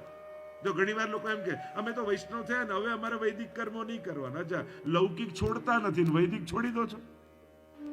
જ્યાં સુધી લૌકિકતા ન છૂટે ત્યાં સુધી વૈદિકતા પણ નહીં છોડવી. નહીં તો ઘણીવાર વિધિ વિધાનો મૂકી દઈએ. ના, લગન આદિમાં આપણે ત્યાં જે પણ વિધિ વિધાનો બતાવ્યા છે એ કરવા, અનાસ્થાએ કરવા. આને કારણે મારું ભલું થશે એવું નહીં વિચારું. મારું ભલું તો ઠાકોરજીના આશીર્વાદથી જ થશે. પણ મારા ગુરુ મહાપ્રભુજીની આજ્ઞા છે કે વૈદિક કર્મો કરવા, અને એટલા માટે એમની આજ્ઞા પાળવા માટે હું કરું છું. મારા હિત માટે નહીં, મારા ભલા માટે નહીં, પણ હું એક સનાતન ધર્મી છું. અને મારા મહાપ્રભુજી કર્મ માર્ગ પ્રવર્તક વેદ પારગ છે અને પોતે યજ્ઞ યાગાદિની મહત્તા રાખે છે. એટલે સર્વોત્તમ સ્તોત્રમાં નામ છે યાગાદૌ ભક્તિ માર્ગૈક સાધનત્વોપદેશક. યજ્ઞો પણ ભક્તિ માર્ગના સાધન છે એવા ઉપદેશ આપનારા મહાપ્રભુજી છે. એટલે જે વૈદિક કર્મો પણ કરો છો એ પણ ભગવત પ્રીતિ, મારા ઠાકોરજી રાજી થાય એટલા માટે. પણ મારું ભલું તો ભગવત કૃપાથી જ થવાનું છે એ વિશ્વાસ સાથે કરું. બીજું કર્તવ્ય બતાવ્યું, વૈષ્ણવે નિરુદ્ધ વચનો વાક્યમ, પોતાની વાણીનો સંયમ રાખો. ભક્તિ કરનારે વધારાના વાક્યો બોલવા જ નહીં. જેના મુખમાં ભગવત નામ હોય ને એને બને એટલા સંસારમાં વાણીના ઓછા ઉપયોગ કરે. ચૂપ રહેવું સહેલું છે, બહુ બોલવું સહેલું છે, પણ ક્યારે બોલવું ને ક્યારે ન બોલવું એ વિવેક અઘરો છે. કારણ કે બહુ બોલનારના મુખમાંથી અપરાધ થવાનો જ વચનનો. જે બોલવામાં બહુ જ, જેને સંયમ નથી એનાથી વાણીનો અપરાધ થઈ જ જવાનો. જાણતા અજાણ દરેક વખતે પાપ કરવાનું ઇન્ટેન્શન આપણું હોતું નથી, છતાંય કરેલું પાપ ભોગવવું તો પડે જ છે. ઇન્ટેન્શન નથી હોતું, આપણી કોઈ એવી ધારણા નથી હોતી કે આવું કરીએ આનું મન દુઃખ થાય એવું જ બોલી, એવું નથી હોતું. પણ ઘણીવાર બોલાઈ જાય છે. અને એટલા માટે બહુ જ વિવેક રાખવો. અને એમાં પણ આપણે કોઈ ભગવત કાર્યમાં જોડા હોય, કોઈ ગુરુજનો સાથે જોડાયેલા હોઈએ, કોઈ મંદિરના કાર્યોમાં, ત્યારે તો ખૂબ વિવેક રાખો. હા, શિસ્ત જાળવવા માટે કે સુરક્ષા માટે ક્યારેક કઠોર, જેમ પોલીસમાં હોય એને કઠોર થવું પડે. એ કોઈ દયા કરુણા કરે તો શિસ્ત ન જળવાય. એટલે એવી કોઈ જવાબદારીમાં હોય ને ત્યારે એ કઠણ થાય, એની જવાબદારી છે. પણ મનથી કોઈના માટે દુર્ભાવ રાખી કોઈને કડવા વચનો નહીં કહેવાય. તમે કોઈના હિત માટે કરો છો જુદી વાત છે, પણ મનમાં દ્વેષ રાખીને કોઈના માટે કડવા વચન નહીં રાખો. નહીં તો સાવધાની. રામદાસ નો એવો પ્રસંગ આવે ને, શિવાજીના ગુરુ અને જયારે જતા હતા ત્યાંથી પોતાના શિષ્યો હતા, શેરડીનું ખેતર હતું, અને પોતે રામદાસ પોતા આટલા મોટા શિવાજીના ગુરુદેવ, અને શિષ્યો જોયું શેરડીનું ખેતર ને ઘૂસી ગયા શેરડીના ખેતરમાં, તોડી તોડીને ખાવા લાગ્યા. એટલામાં ખેતરનો માલિક આવ્યો, એને જોયું કે અરે પૂછ્યા વગર કોણ ખાય છે. આવીને મળ્યા રામદાસ ને સીધી થપાટ ગુરુદેવને મારી. અને હાહાકાર થયો, શિવાજીના ગુરુ પર હાથ ઉપાડ્યો, હમણાં મારી નાખીને બધા તૈયાર થયા. એટલામાં ગુરુદેવ કહ્યું, ઉભા રહો. અરે ગુરુદેવ, તમારી સામે હાથ ઉગામ્યો. જેના શિષ્યો પૂછ્યા વગર આવી ભૂલ કરે ને એના ગુરુએ જ લાફા ખાવા પડતા હોય છે. અને એટલા માટે સાવધાન રહેવાની જરૂર છે કે જ્યારે કોઈ જવાબદારી સાથે જોડાયેલા હોઈએ ત્યારે તો કે એમ જ તમારા દરેકના ગળામાં મહાપ્રભુજીની કંઠી છે. ભૂલ કરશો તો લોકો તમને નહીં કે, એમ કહેશે આ મહાપ્રભુજીના સેવક વૈષ્ણવ બનીને ફરે, જોને કેમ કરે છે. તમારી વૈષ્ણવતા પર લોકો આંગળી ચીંધશે. અને એટલા માટે આપણી વૈષ્ણવતા પર કોઈ આંગળી ન ચીંધી જાય એના માટે સાવધાન રહેવું બહુ જરૂરી છે. નિરુદ્ધ વચનમ, વાક્યનો સંયમ, વાણીનો સંયમ. રામાનંદ પંડિતની વાર્તામાં આવે ને, કોઈ ભાવ દુર્ભાવ નતો, પણ એટલું બોલાઈ ગયું, અરે આ ગોબર લઈ લો, નહીં તો હમણાં મહાપ્રભુના સેવકો લઈ જશે. આટલું બોલ્યા અને જલ હાથમાં લીધીને ત્યાગ કરી દીધો મહાપ્રભુજીએ. મારા વૈષ્ણવ પર શંકા કરે છે, એના માટે આમ બોલે છે. મારો અપરાધ કર્યો હોત તો ક્ષમા કરી દે, પણ તે મારા વૈષ્ણવનો અપરાધ કર્યો તો ત્યારે અપરાધ થયો. એટલે જ આપણે ત્યાં બહુ સાવધાની રાખવી પડે છે. એટલે બીજું કર્તવ્ય કહ્યું વચનનો નિરોધ. ત્રીજું કહ્યું સેવા દ્વારા લીલા ભાવના કરવી. સેવા કરતા કરતા લીલા ભાવનું ચિંતન કરવું એ જીવનું કર્તવ્ય છે. સેવા એ કેવલ ભોગ ધરવો, ટેરો લેવો એ જ નથી, પણ સવારથી સાંજ સુધી પ્રભુ જે વ્રજમાં લીલા કરે છે એનું ચિંતન, એની ભાવના મનમાં વિચારવી, એ જ પરમ સેવા છે. ચોથું કર્તવ્ય કહ્યું, અનવસર સમયે ભાવ ભાવના કરવી. કે જ્યારે અનવસરનો સમય થાય, તમે સેવામાં તમે નથી, જ્યારે સેવામાં છો ત્યારે લીલા ભાવના છે. કે રાજભોગની સેવા કરી રહ્યા છો ત્યારે રાજભોગની લીલાનું ચિંતન તમે કરો છો, પણ જ્યારે અનવસર થઈ જાય ત્યારે ભાવ ભાવનાનો વિચાર કરવો કે પ્રભુ હવે શું લીલા કરતા હશે, આની ભાવના શું, આની ભાવના શું, એનું ચિંતન કરવું જોઈએ. પાંચમું કર્તવ્ય થયું, સેવા કાર્ય અને સર્વોપરી ફળ જાણી અને કરવું. જ્યારે ભગવત સેવા કરો છો ત્યારે એને સર્વોપરી જાણીને કરવું. આ વધારાનું કામ નથી, આ મુખ્ય કાર્ય છે અને બાકી બધું એને સહાયક છે. આમ સર્વોપરી માનીને કરો. હું જોબ કરવા જાઉં છું, ધંધો કરવા જાઉં છું, વ્યવસ્થા કરવા જાઉં છું, ઘરને સાચવું છું, આ બધું એટલા માટે કરું છું કે મારી સેવામાં કોઈ પ્રતિબંધ ના આવી જાય, એટલા માટે. કોઈ મને કઈ કહી ન જાય. ઘરમાં સેવા કરનારે ઘરના લોકોને પણ એટલા સાચવવા કે ક્યારે કોઈને એવું ના લાગે કે આ જ્યારથી સેવા કરતા થયા ત્યારે ઘરમાં ધ્યાન જ નથી આપતા. ઘણીવાર એવું થઈ જાય. સેવા કરનાર માટે કોઈ આપણા ઠાકોરજી સામે કોઈ આંગળી ન ચીંધી જાય, એટલા માટે લૌકિક વ્યવહારમાં ચતુર રહેવું. નહીં તો ઘણીવાર ચતુરાઈ નથી, અને બધાની વચ્ચે તો ક્યારે એવું બોલવું જ નહીં, ના મારે તો આ બાકી છે એટલે મારાથી તો આ બધું નહીં થાય, હું તો કોઈના માટે નહીં, એમ કરીને ઠાકોરજીની સેવાને ક્યારે વટાવવી નહીં, નહીં તો લોકોના આંખમાં સેવા ચડી જશે. ઘણીવાર ભગવાનનું નામ લઈ, ભગવત સેવાનું નામ લઈ લૌકિક જવાબદારીઓથી બચવાની કોશિશ કરશો ને તો લોકો સેવા સામે આંગળી ચીંધશે. એટલે જ આપણે ત્યાં ગોપાલદાસ નરોડા બેઠકની ચરિત્રની વાર્તામાં આવે ને, કહ્યું કે બાપુજી ક્યાં છે, એ તો ઠાકોરજીની સેવામાં છે, આમ બોલ્યા. એટલે મહાપ્રભુજીને ગમ્યું નહીં, મૌન થઈને બિરાજી ગયા. અને એટલામાં ગોપાલદાસ આવ્યા ત્યારે પૂછ્યું કે ક્યાં ગયા હતા? જયરાજ, આ પેટ લાગ્યું છે અને પેટ માટે ક્યાં દોડાદોડ કરવી પડે, શું આપને કહું? ત્યારે મહાપ્રભુજી પ્રસન્ન થયા કે વૈષ્ણવની વાણી આવી જોઈએ. હું સેવામાં છું, સેવામાં છું. આમના ભીતર છીએ, કાર્યમાં છીએ, પણ સેવામાં છીએ એ બહુ વાર બોલાતું નથી. જે સેવાની મહત્તાને જાણતો નથી એની આગળ બહુ કહેવું પણ નહીં કે હું સેવામાં છું, નહીં તો લોકો તમારા સેવાની ટીકા કરવા લાગશે. અહીંયા એટલે કહ્યું કે સેવા કાર્ય સર્વોપરી જાણીને કરવા. દેહ, મન, પ્રાણ આદિ દ્રવ્ય જે કંઈ પણ છે નિષ્પૃતતા રાખી, બધામાં નિષ્પૃહ ભાવ રાખવો અને પ્રભુના સુખ માટે તેમની રક્ષા કરવી. આ દેહ, મન આદિ જે કાંઈ લૌકિક પદાર્થો મળ્યા છે, આ બધું મારા સેવામાં સહાયક છે. એટલે શરીરને પણ સાચવવું, મનને પણ સાચવવું. કારણ ઘણી વાર લોકો એટલો અતિરેક કરી નાખે, હું આમ કરી નાખું, આમ કરી નાખું, પછી સાવ સેવા છૂટી જાય. બાળકોને ઘરના લોકો કઈ થાકી જાય, રે ડાયાબિટીસ છે, કંઈક લઈ લો ને, નહીં તો પાછા માંદા પડશું, આમ કરશું. કોઈ વસ્તુનો એટલો અતિરેક નહીં કરવો કે એને કારણે એક દિવસે આપણી કાયમ માટે સેવા છૂટે. એ રીતે વિવેકથી રહેવું જેથી લાંબા સમય સુધી ભગવત સેવા સ્વસ્થ શરીરે કરી શકાય. એટલે કોઈ વસ્તુનો અતિરેક, પ્રતિકારો યદચ્છાતા સિદ્ધસ્ય નાગ્રહી ભવેત. જે દુઃખ દૂર કરવાનો ઉપાય મળે એનો અતિરેક નહીં કરવો. દવા ન લે, આ ન લે, પછી બધા ચિંતા કરે, બધાને વાંક શું થાય, આ સેવા કરે છે ને એટલે દવા નથી ખાતી. ઘણી વાર વડીલો માટે છોકરાઓ ફરિયાદ કરતા, જે આપ સમજાવો. આ કોરોના ટાઈમે તો બહુ થયું, થઈ ગયો હોય કોરોના, પણ જાય જ નહીં. છોકરાઓ અમને કે જે આપ કહેશો ને તો જશે ડોક્ટરને, અને અમે કહીએ ત્યારે ટ્રીટમેન્ટ. એટલે કોઈ વસ્તુનો એટલો અતિરેક નહીં કરવો જેથી આપણી ભગવત સેવા છૂટી જાય. એનો વિવેક રાખો. આગળ કહ્યું, હંમેશા દૈન્ય રાખવું. વૈષ્ણવ દીનતા ભાવ એ જ વૈષ્ણવનું આભૂષણ છે. આઠમું કર્તવ્ય કહ્યું, સદા સત્સંગ કરવો. અને સત્સંગનો અર્થ સદભાવનો સંગ છે. ઉત્તમ ભગવદી દુનિયામાં મળવા કઠિન છે, પણ જેને સત્સંગ કરવાની વૃત્તિ છે ને એને એમ થાય આ કીર્તન સારા ગાય, પણ સ્વભાવ બહુ આકરો છે, ક્રોધી બહુ છે, લોભી બહુ છે. એ જ્યારે મળે ત્યારે કીર્તનની જ વાત કાઢવી અને બીજી કોઈ વાત કાઢે તો જય શ્રી કૃષ્ણ કરીને નીકળી જવું. આ શ્લોક બહુ સારા બોલે, પાઠ બહુ સારા બોલે, એની જોડે ત્યારે એ જ પાઠ, બીજી કોઈ વાત કાઢે તો સત્સંગ. આપણી અંદર જો સત્સંગ કરવાની જ વૃત્તિ હશે તો એની ભીતર સત્સંગ કરવાની જે બાબતો છે એ જ બાબતની ચર્ચા એની સાથે કાઢી. સદભાવનો સંગ એ જ સત્સંગ છે.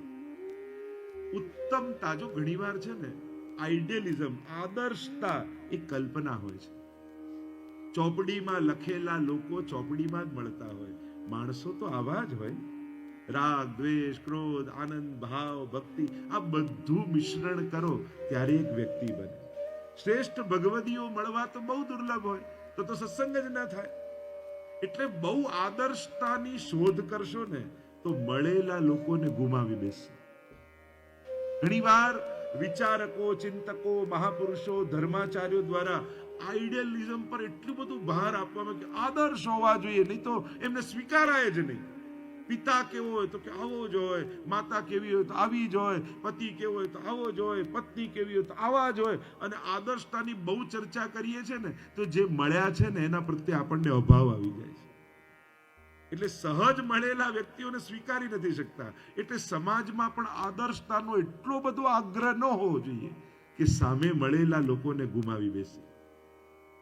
એટલે જે સહજ છે એને સ્વીકારી આપણી ભીતર હંસ વૃત્તિને કેળવો કે મોતીઓ ગોતીને કેમ ચૂગી લેવાય, કેમ છૂટું પાડી લેવાય. ઘણા ચારણી જેવા હોય ને ઘણા સુપડા જેવા હોય.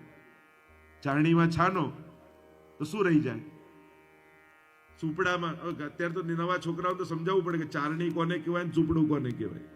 યંગસ્ટરો તો એ ખબર ના.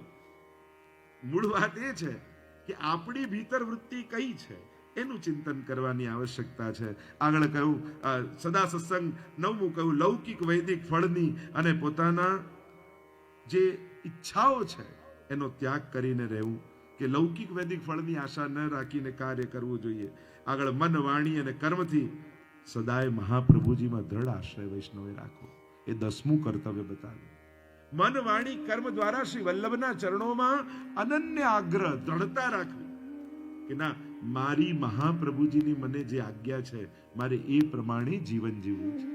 હું તો તમને વ્યક્તિગત મારા અનુભવ પરથી કહું, 16 ગ્રંથ આદિ, શિક્ષાપત્ર આદિમાં જે આજ્ઞાઓ છે, તમારા જીવનમાં કોઈ પણ મૂંઝવણ અને પ્રશ્ન આવે ને એને પોતાના મન બુદ્ધિથી નહીં, મહાપ્રભુજીની વાણી દ્વારા ઉકેલ કાઢવાનો પ્રયાસ કરે, બહુ ઉત્તમ ઉકેલ નીકળશે. આવો સંજોગ અને આવો પ્રશ્ન આવે ત્યારે એક વૈષ્ણવે શું કરવું જોઈએ એ પોતાની જાતને પૂછવા કરતા મહાપ્રભુજીના ગ્રંથોમાં મહાપ્રભુજીને પૂછજો અને એમની વાણી થકી ઉકેલ કાઢશો ને તો જીવનમાં પરમ શાંતિનો અનુભવ થશે. એટલે પ્રયાસ, આદત આપણી શું હોવી જોઈએ એક વૈષ્ણવ તરીકે કે જીવનમાં એ લૌકિક કે અલૌકિક કોઈ પણ પ્રશ્ન આવ્યો એનું સમાધાન ગુરુની વાણીથી કાઢવું. કે આવા સમયે મારા ગુરુ આ જગ્યાએ હોય તો એ શું કરે, શ્રી વલ્લભ ત્યાં બિરાજતા હોય તો વલ્લભ શું કરે, એનું ચિંતન કરશો ને તો આપમેળે જીવનમાં સારો ઉપાય નીકળશે, સારો રસ્તો નીકળશે, જીવનમાં શાંતિ આવે એવું સમાધાન નીકળશે. બાકી સમાધાન દુનિયામાં ઘણા લોકો આપી શકે પણ એ સમાધાન પછી પણ સંઘર્ષ બન્યો રહે.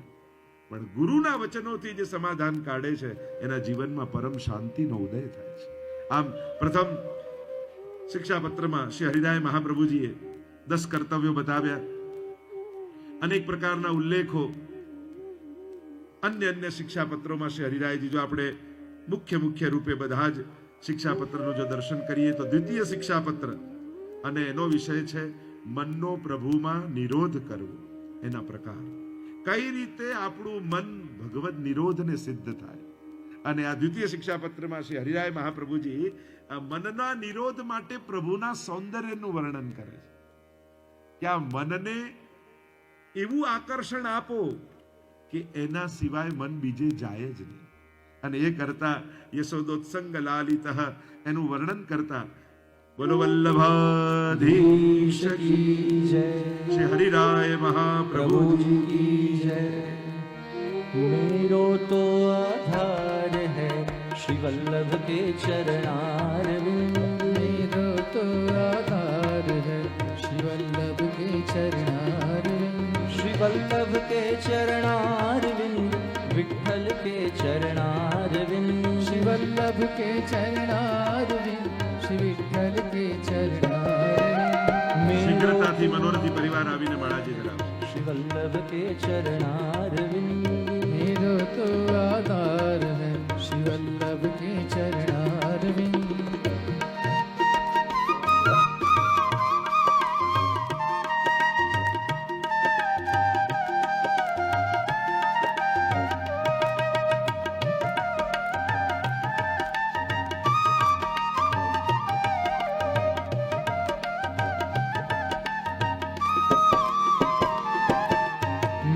गले को हार है श्री वल्लभ के चरणारविंद।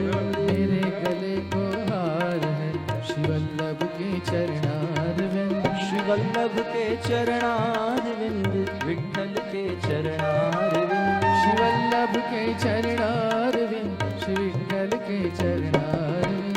मेरो तो आधार है श्री वल्लभ के चरणारविंद। मेरो तो आधार है श्री वल्लभ के चरणारविंद।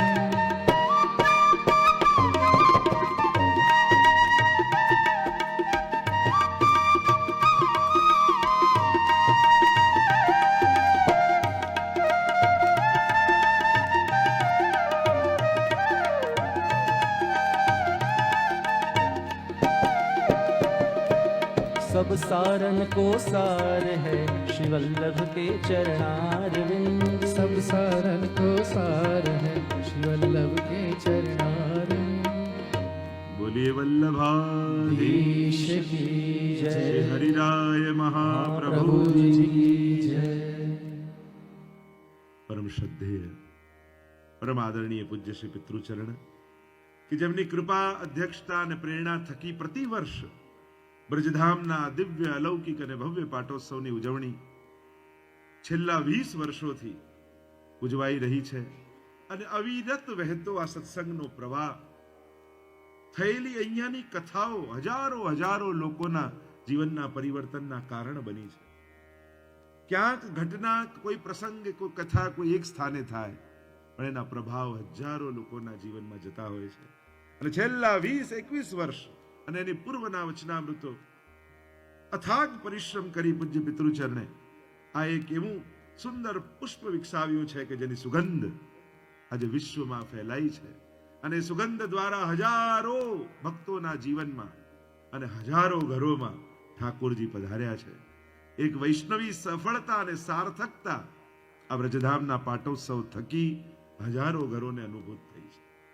એવા પૂજ્ય પિતૃચરણ જયદેવલાલજી બંનેલાલન એવં અદિવ્ય સત્સંગનો લાભ લેવા આવેલા સર્વ ભગવદીજનો જે ચર્ચા આપણે કરી રહ્યા છીએ દ્વિતીય અધ્યાયમાં મનનો નિરોધ પ્રભુના સ્વરૂપમાં કેમ થાય એના ઉપાય બતાવવામાં આવ્યા। આ मन पंखी तब लगी उड़े विषय वासना माही प्रेम बाज की झपट में जब लगायो नहीं। એને ભગવાનમાં પ્રેમ કરાવી દો અને ભગવાનનો આસ્વાદ એકવાર જેણે કરી લીધો પ્રભુના માધુર્યનો એને સંસાર આપમેળે ફીકો લાગવાનો। જેમ કોઈ પેંડો ખાઈ લે ને પછી ખાંડ નાખેલું દૂધ પીએ તો એને ફીકું લાગે એમ જેણે પ્રભુના માધુર્ય મધુરાધિપતે રખિલમ મધુરમ એવા મધુરાધિપતિ પ્રભુનો આસ્વાદ કર્યો એના સુંદર સ્વરૂપના વર્ણન શ્રી હરિરાય મહાપ્રભુજી દ્વિતીય શિક્ષાપત્રમાં કરે છે કે પ્રભુ કેવા યશોદાજીની ગોદમાં ખેલી રહ્યા છે। વાંકળિયા સુંદર કેશ છે અને એવા પ્રભુ મુક્તાફલ શોભી રહી છે, અલકાવલી આદિ શોભી રહી છે। સુંદર કમળપત્ર કર્યા છે પ્રભુના મુખ ઉપર। વાઘનખ પરમાત્માએ પ્રભુએ ધારણ કર્યું છે એટલે કે પ્રભુના એક એક શૃંગાર અને શ્રીઅંગ દ્વારા મનને જ્યારે પ્રભુમાં લગાવશો ત્યારે મન પ્રભુને છોડીને ક્યારેય ક્યાંય નહીં જાય। એવા સુંદર વર્ણન દ્વિતીય શિક્ષાપત્રમાં શ્રી હરિરાય મહાપ્રભુજીએ કર્યા છે અને એટલી સુંદર ચર્ચાઓ ત્યાં કરી છે। તૃતીય શિક્ષાપત્રમાં દુસ્સંગ અને સત્સંગનું નિરૂપણ શિક્ષાપત્રના તૃતીય શિક્ષાપત્રમાં હરિરાય મહાપ્રભુજી કહે છે। સત્સંગ કોને કહેવાય ને દુસ્સંગ કોને કહેવાય? દયારામભાઈ તો કહે કે સ્નેહ કરાવે કૃષ્ણ સુ એને કહીએ સાચો સંગ। સત્સંગ અને દુસ્સંગની સાવ સરળ વ્યાખ્યા છે। જેના મળવાથી ભગવાન ભૂલાઈ જાય એ દુસ્સંગ અને જેને મળવાથી કૃષ્ણમાં પ્રીતિ પ્રગટે એ સત્સંગ છે। પછી એનો સ્વભાવ કેવો ને એનો વ્યવહાર કેવો ને એ બધું જ ગૌણ છે। આપણી તકલીફ શું છે? દુર્ગુણોને યાદ રાખીને આવીએ છીએ, સદગુણો ભૂલી જઈએ છીએ। આપણે એમ કહીએ આ ભલે કીર્તન ભલે ગાય પણ છે બહુ ક્રોધી, પણ એમ ન કહીએ કે બહુ ક્રોધી છે પણ કીર્તન બહુ સારા ગાય છે। આ માળા ભલે બનાવે છે બહુ લોભી, એમ નથી કહેતા આટલો લોભી છે પણ માળા એવી સુંદર બનાવે ને ઠાકોરજી। વસ્તુ એ જ છે, જુઓ છો શું એ તમારા ઉપર છે। તમારે ગુણનું ગ્રહણ કરવું છે તો ગુણને પ્રધાનતા આપીને જુઓ। દોષ દર્શન કરવું છે તો દોષને જોશો તો દૂર જશો, ગુણને જોશો તો નિકટ આવશો। અહીંયા હરિરાય મહાપ્રભુજી બહુ સુંદર વાત કહે, નિધિ પ્રાપ્ત સુસંરક્ષ્યો દુસ્સંગાદિ કહા સદા. તમને ભાવની નિધિ મળી છે અને એની સદાય રક્ષા કરજો. એટલે હું દિવસે કહેતો, કોઈ ગાડી બગાડી જાય નુકસાન નથી, કોઈ ઘર બગાડી જાય નુકસાન નથી, કોઈ ધન બગાડી જાય નુકસાન નથી, પણ કોઈ મન બગાડી જાય ને એ બહુ મોટું નુકસાન છે. હંમેશા ભાવની નિધિને બચાવજો. મહાપ્રભુજી એનો બહુ સુંદર ઉપાય બતાવ્યો. અદૂર વિપ્રકર્ષેવા યથા ચિત્તમ ન દુષ્ટતિ. એવી જગ્યાએ રહો, એટલી નિકટ નહીં કે એટલું દૂર નહીં, જેનાથી મન ન બગડે એવું ડિસ્ટન્સ રાખીને રહો. અને એટલા માટે તમારો અહોભાવ બન્યો રહે. ઘણીવાર વ્રજમાં જઈને નિવાસ કરે તો વ્રજ માટે અભાવ આવી જાય, ઘણીવાર નાથા નિવાસ કરે તો નાથા માટે અભાવ. જે જ્યાં જઈને અભાવ આવે એના કરતા થોડું દૂર રહી એનું ચિંતન કરવું એ શ્રેષ્ઠ છે. જ્યારે તમને એ સ્થાન, વ્યક્તિ, સંજોગ, સમય, વ્યવસ્થા એના માટે અભાવ જેવું લાગવા માંડે ત્યારે એવી જગ્યાએ રહેવા લાગો કે જેનાથી ભાવની અભિવૃદ્ધિ થાય.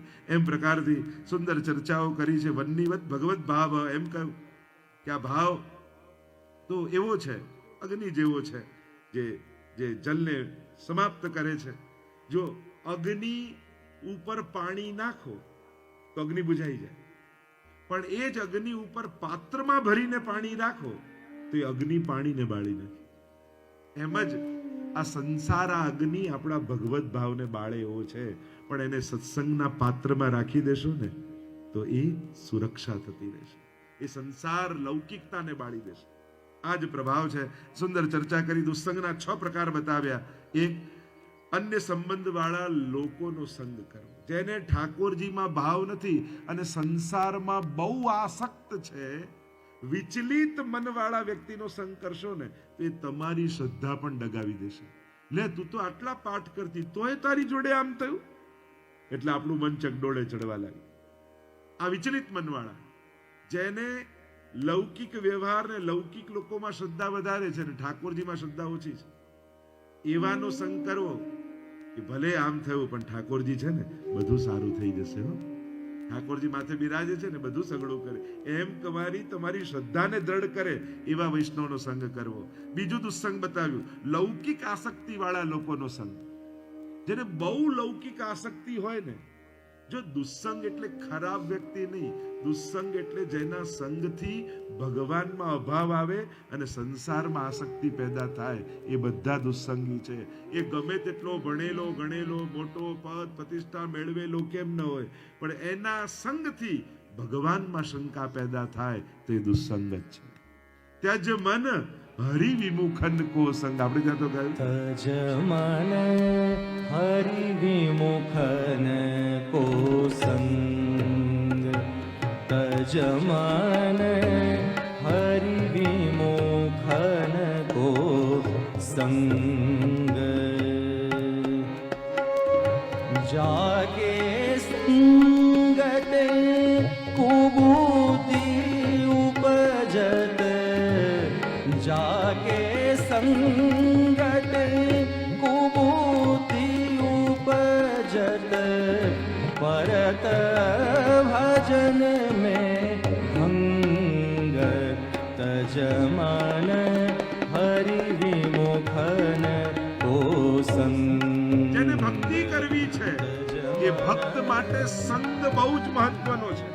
કારણ કે તમારો ભાવ જો રસ છે તો સંગ એ પાત્ર છે. જેવા પાત્રમાં રસ ભરશો ને એવું થઈ ગયું. થાળીમાં રસ ભરો થાળી જેવો, વાટકીમાં ભરો તો વાટકી જેવો, પવાલામાં ભરો તો પવાલા જેવો. એમ દુસ્સંગના પાત્રમાં ભગવદ રસ ભરવા જશો તો એ બહુ ટકવાનો નથી. કાગ કુકહાન કપૂર ચુગાવત. કાગ કુકહાન કપૂર ચુગાવત. શ્વાન નવાવત ગંગ. ખર કુકહાન અરગ જાલે પન. ખર કુકહાન અરગ જાલે પન. મરકટ ભૂષણ અંગ. તજ મન હરિ વિમુખન કો સંગ. ફર ક્યું કહા અરગ જાલે પર ગર્ધબ હોય તમને થાય કે લાવો ને ચંદન લગાડું, જ્યાં ચંદન લગાડો બીજી જ સેકન્ડે ધૂળમાં જઈને આળોટી આવે. મરકટ ભૂષણ કોઈ બંદર હોય એને તમને લાવો ને મોતીની માળા પહેરાવો, અને જ્યાં પહેરાવો એ cut cut cut cut cut બધું તોડીને ફેંકી દો. આમ આ જે દુસ્સંગી છે, દુર્બુદ્ધિઓ છે, એને ભગવત સાધનો પણ બહુ કામ નથી લાગતું. कहाँ भयो पयपान करावत, कहाँ भयो पयपान करावत, विष नहीं तजत भुजंग. सूरदास प्रभु कारिकामर, सूरदास प्रभु, सूरदास प्रभु कारिकामर, चढ़तन दूजो रंग, तजमन हरि विमुखन સુરદાસ કાળી કામળિયા, ચડત ને દૂજો રંગ. કાળી કામળી હોય તમને આમાં લાલ ચડાવું, લીલો ચડાવું, પીળો ચડાવું, જેટલા રંગ ચડાવવા જાવ એટલો કાળો રંગ જ વધે, એની કાળાશ જ વધે, બીજા રંગ ના ચડે. તો દુસ્સંગીઓ તો આવા જ છે. તમને એમ થાય સુધારી દઉં, ના ભણાવી દઉં, ના શીખવાડી દઉં, ઉલટાનો તમારો ભાવ જતો રહે, એ તો કાળા ને કાળા જ રહેવાના છે. ત્યજમાન હરિવિમુખન કોસંગ. અને દુનિયાને સુધારવાની જવાબદારી તમને કોઈએ આપી નથી અને તમારે લેવાની જરૂર નથી. આપણે તો આપણી જાતને સુધારી લઈએ ને એ ઘણું છે. એટલે બીજાને સુધારવામાં પોતાનું બગાડી ન લેતા એટલી સાવધાની રાખો. અહીંયા દુસ્સંગના અનેક પ્રકાર બતાવ્યા. લૌકિક વિષયોનો સંગ, વ્યવહારિક કાર્યોમાં આસક્તિ. ઘણા ભગવત સેવાદી પણ લૌકિકમાં બહુ આસક્ત હોય. આને સાચવી લઉં, આને ખોટું લાગશે, પેલા ભગવાનને ખોટું લાગશે એની ચિંતા ન હોય, પણ દુનિયાને ખોટું લાગશે એની જેને બહુ ચિંતા હોય એ પણ દુસ્સંગી છે. સત્સંગના પ્રકાર બતાવ્યા હરિરાયજી આગળ. શ્રી કૃષ્ણમાં હંમેશા જેને પ્રીતિ રહેતી હોય એ સત્સંગી હોય. ગમે તેવા સંજોગો આવી જાય એને પ્રભુમાં ક્યારે અભાવ ના આવે એ સત્સંગી જીવ છે. બીજું કહ્યું કે જે નિરપેક્ષ હોય, જેને ક્યાંય કોઈની પાસે અપેક્ષા ન હોય, કેવલ પ્રભુમાં અનન્ય શ્રદ્ધા હોય. જો માનસિંહ આવ્યા અને કુમનદાસને કહેવા લાગે તમારું વર્ષનું રાશન ભરાવી દઉં. કુમનદાસ કે આ બેરનું ટેટીના 2 વૃક્ષો ઠાકોરજી આપ્યા છે, એક શિયાળામાં આપે છે, ઉનાળામાં ફળ આપે, અમારું તો એ આનંદથી ચાલે છે. અને પ્રભુ એના સિવાય વધારાનું અમારી પાસે ક્યારે કઈ માંગતા નથી. પછી મન ક્યાં લૌકિકમાં લગાવો? એવું તો આરસી તો રાખો. અરે એવું કાંઈ જોઈતું નથી જેને કારણે મારું મન ઠાકોરજીને છોડી એ વસ્તુમાં જાય. નિરપેક્ષ. એવા તો કેટલા પ્રસંગોની ત્યાં પુરુષોત્તમની વાર્તા, દામોદર સંભળવાની વાર્તા. એના ચાકરને પરીક્ષા કરવા માટે આવ્યા ઠાકોરજી. લે આ સોના મોર રાખ, કે મારા માલિકને બહુ જરૂર છે, મારું તો એ પૂરું કરે છે, એને આપો. એની પાસે આવ્યા, મારે તો કાંઈ જરૂર નથી, મારા ચાકરને આપો. પ્રભુને 4 ધક્કા ખવડાયા અને ત્યારે ચાકરે કહ્યું કે અરે મારા માલિકનું જે પૂરું કરે છે મારું પૂરું નહીં કરે. જો અનન્ય શ્રદ્ધા, દૃઢતા આ સત્સંગીનું લક્ષણ છે. શ્રી વલ્લભના કૃપા પાત્ર વૈષ્ણવમાં જેને પ્રીતિ હોય એ સત્સંગી છે. ચોથું કહ્યું જે સાત્વિક હોય, જેનું અંતઃકરણ સાત્વિક હોય એ ભગવદી છે. ચાહે શ્રી કૃષ્ણ, શ્રી વલ્લભ, શ્રી વિઠ્ઠલ, આ બધાને જે એક કરીને જાણતો હોય એ ભગવદી છે, એ સત્સંગી જીવ છે. જેના મનમાં ઠાકોરજી, મહાપ્રભુજી અને ગુસાઈજી આ ત્રણેયમાં કોઈ ભેદ ન હોય ને એ સાચો વૈષ્ણવ. એટલે આપણે ત્યાં તો એ વિવેક પણ કહીએ છીએ, અરે ભાગવતજી જેવી કથા પણ હોય ને, ગમે તેટલું કોઈ સારું કેમ ન બોલતો હોય, પણ શ્રી વલ્લભના ચરણોમાં જેને અનુરાગ ન હોય એના મુખે તો ભગવત કથાય ન સંભળાય. એવો વિવેક ત્યાં સુધી આપણે કહ્યું.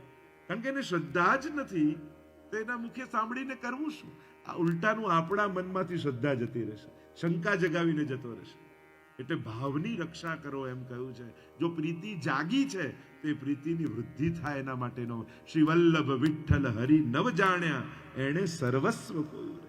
આ ત્રણેયને એટલે જ વૈષ્ણવ કહીએ ને. વૈષ્ણવ કોને કહેવાય? પહેલો વ વલ્લભનો, છેલ્લો વ વિઠ્ઠલનો, વચ્ચેનો સ્ન એ કૃષ્ણનો. ત્રણેય જેના હૃદયમાં એક કરીને બિરાજતા હોય ને એ જ વૈષ્ણવ છે, એ સત્સંગી છે. એમ કહી આ ત્રીજા શિક્ષાપત્રમાં સત્સંગ અને દુસ્સંગની સુંદર વ્યાખ્યા શ્રી હરિરાય મહાપ્રભુજી કરે છે. ચોથા શિક્ષાપત્રનો વિષય છે પ્રભુના વિરુદ્ધ ધર્માશ્રયી ધર્મોનું નિરૂપણ. એ જ આપણા ઠાકોરજી કેવા વિરોધી ધર્મો લઈને બિરાજે છે. અદ્ભુત ચર્ચા કરતા હરિરાયજી સમજાવે છે કે એક જ પ્રભુ છે પણ બંનેમાં વિરોધી ધર્મો બિરાજે. એક જ ક્ષણે એ બાળક છે, એ જ ક્ષણે કિશોર પણ છે. એ અબુધ છે, એ જ ક્ષણે સર્વજ્ઞ પણ છે. એ અસમર્થ છે, એ જ ક્ષણે સર્વસમર્થ પણ છે. આવા બંને વિરોધી ધર્મો ઠાકોરજીમાં એક સાથે બિરાજે છે. અને એટલા માટે પ્રભુમાં ક્યારે શંકા નહીં કરવી, એની લીલામાં શંકા નહીં કરવી. એ કરતુમ અકર્તુમ અને અન્યથા કરતુમ છે. આપણે વિચાર્યું ન હોય એવું એ કરવા સમર્થ છે. વિરુદ્ધ ધર્માશ્રયતા બતાવી. એ દાવા નળનું સીધે સીધું પાન કરી લે અને થોડુંક દૂધ ગરમ હોય ને તો પીવત દૂધ સિરાય, ફૂંક મારી મારીને દૂધ પીએ એવો છે. એ સર્વજ્ઞ છે, સર્વત્ર વ્યાપ્ત છે.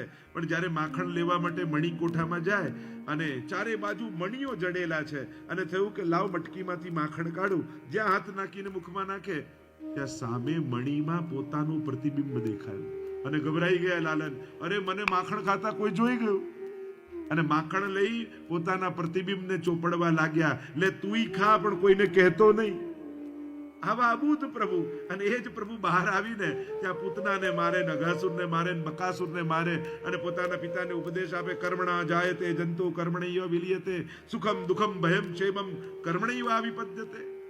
તો અબૂધે છે, સર્વજ્ઞ પણ છે, અસમર્થ પણ છે.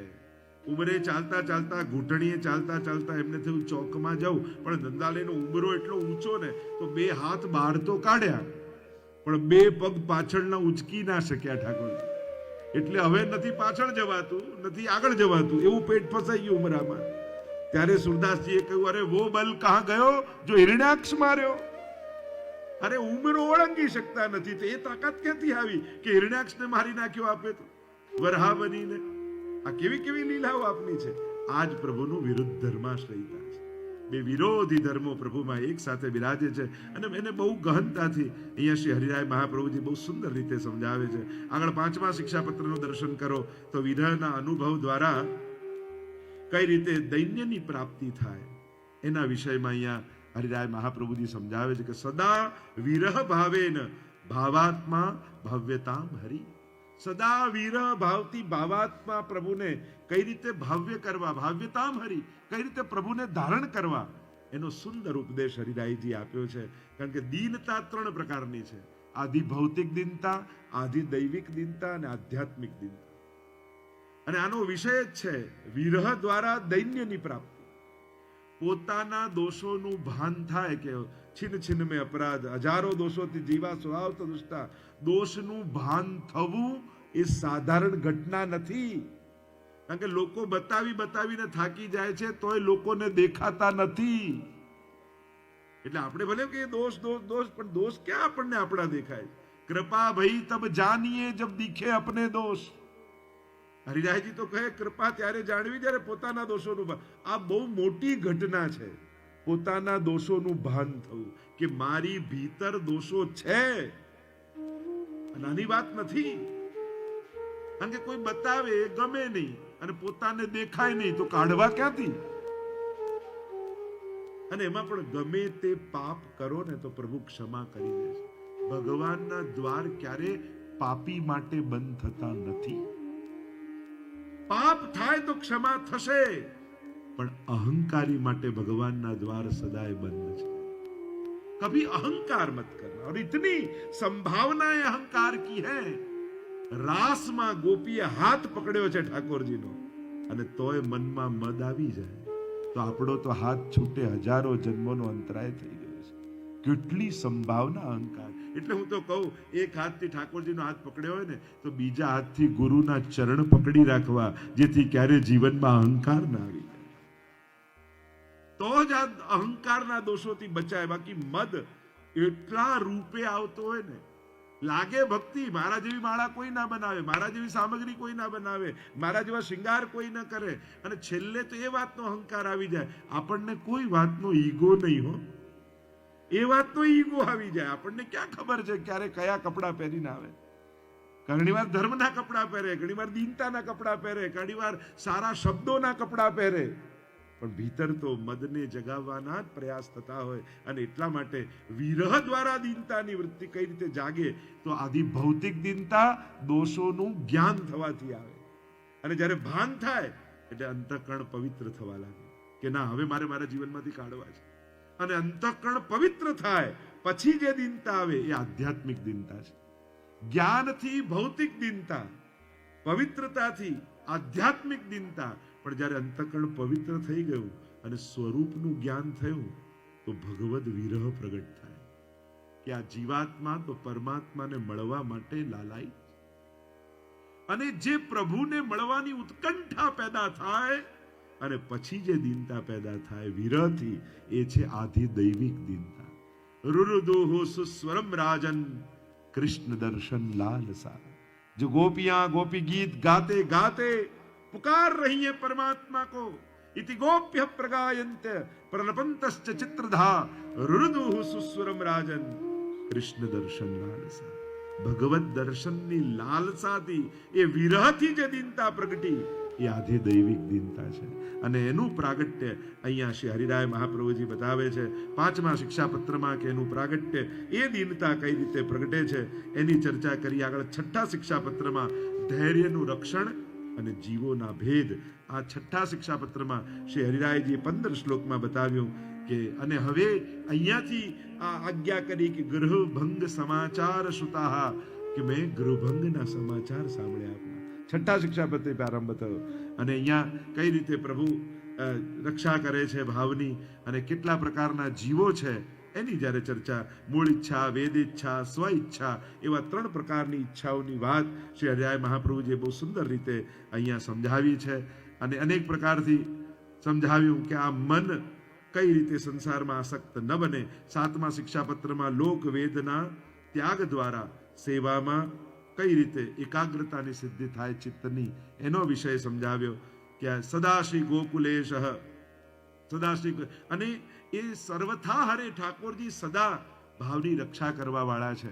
અને એટલા માટે લોક વેદના ત્યાગ દ્વારા ભગવત ભાવની રક્ષા કરવી, ચિત્તની એકાગ્રતા કરવી, એનો વિષય. અને કહ્યું ભાવો અત્ર સાધનમ માર્ગે પ્રમેયમ ભગવાન હિ સ. આ માર્ગમાં ભાવ જ સાધન છે, વસ્તુઓ સાધન નથી. જીવ જ્યારે વસ્તુઓને સાધન માને છે ત્યારે એ પ્રભુને સમજી નથી શકતો. તમારો જે ઉત્તમ ભાવ છે, વસ્તુ ભલે હીન હોય, ક્યારે ઠાકોરજીએ કોઈની કટોરી માપી કે ના તારા કરતા પેલાની 500 ગ્રામ વધારે છે ને તારી 100 ગ્રામ ઓછી છે?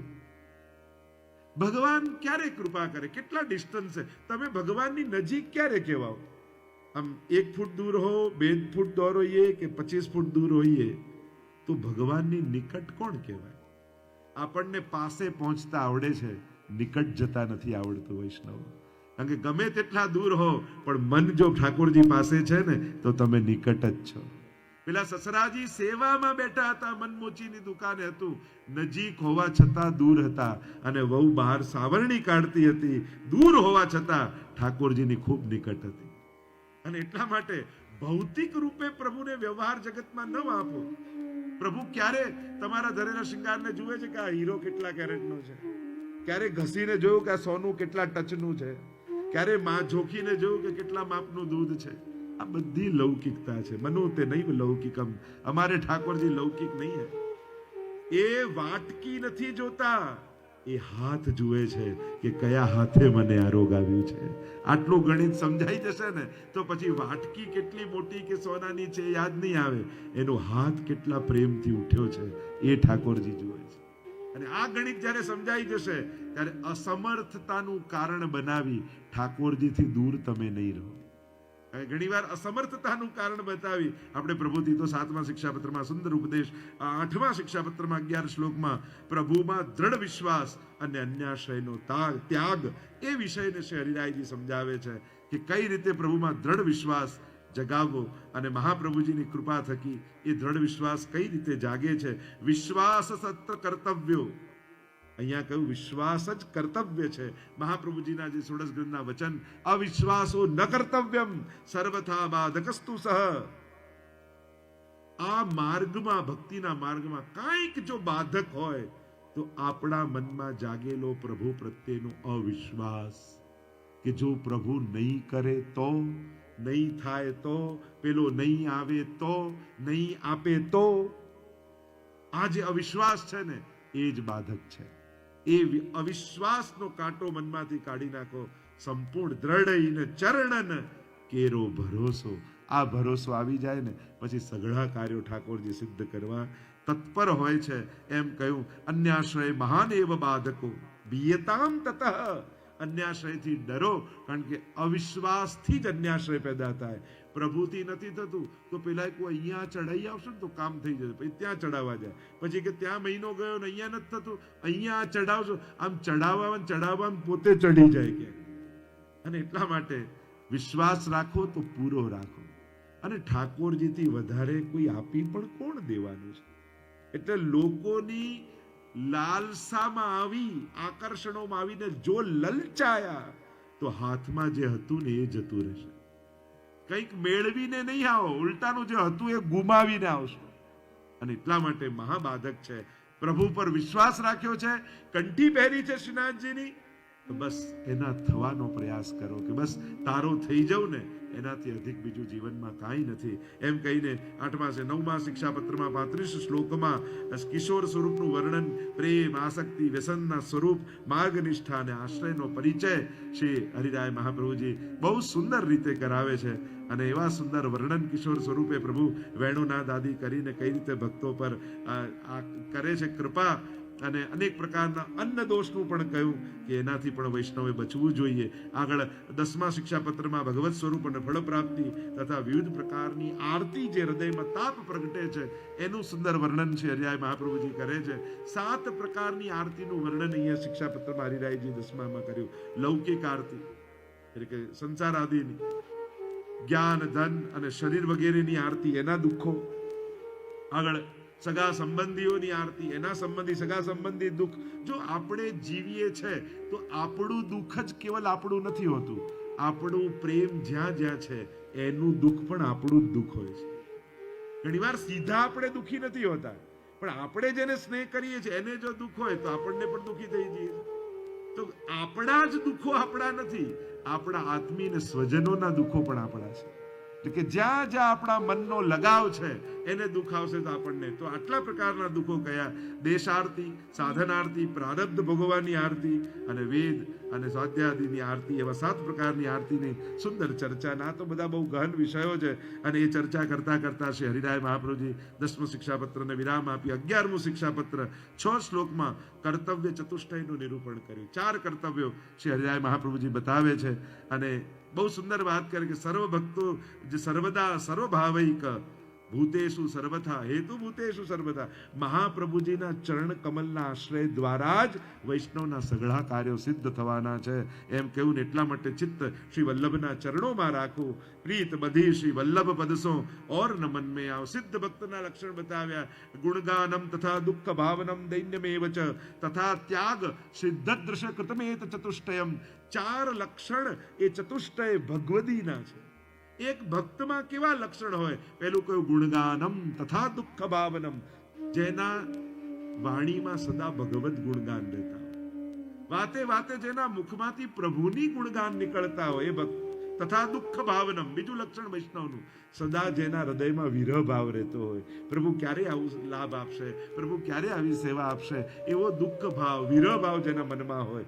તથા ત્યાગ. જેના મનમાં બહુ લૌકિક આસક્તિ ન હોય. લૌકિકને ત્યાગી ન શકીએ પણ લૌકિકતાને તો ત્યાગી શકાય ને. અને જ્યારે લૌકિકતાને છોડીને જે જીવતો હોય અલૌકિકતામાં, એ વૈષ્ણવનું લક્ષણ છે. અને કહ્યું તથા ત્યાગ સિદ્ધદ્રેશ કૃતમેત ચતુષ્ટયમ. આ 4 લક્ષણો બતાવ્યા છે. ગુણગાનમ તથા દુઃખ ભાવનમ વિરભાવ. દૈન્યમ, ત્રીજું લક્ષણ કહ્યું દૈન્ય, જેનામાં દીનતા હોય. આ 4 લક્ષણ સિદ્ધ વૈષ્ણવના છે. એમ 11મા શિક્ષાપત્રમાં સુંદર ચર્ચા કરી.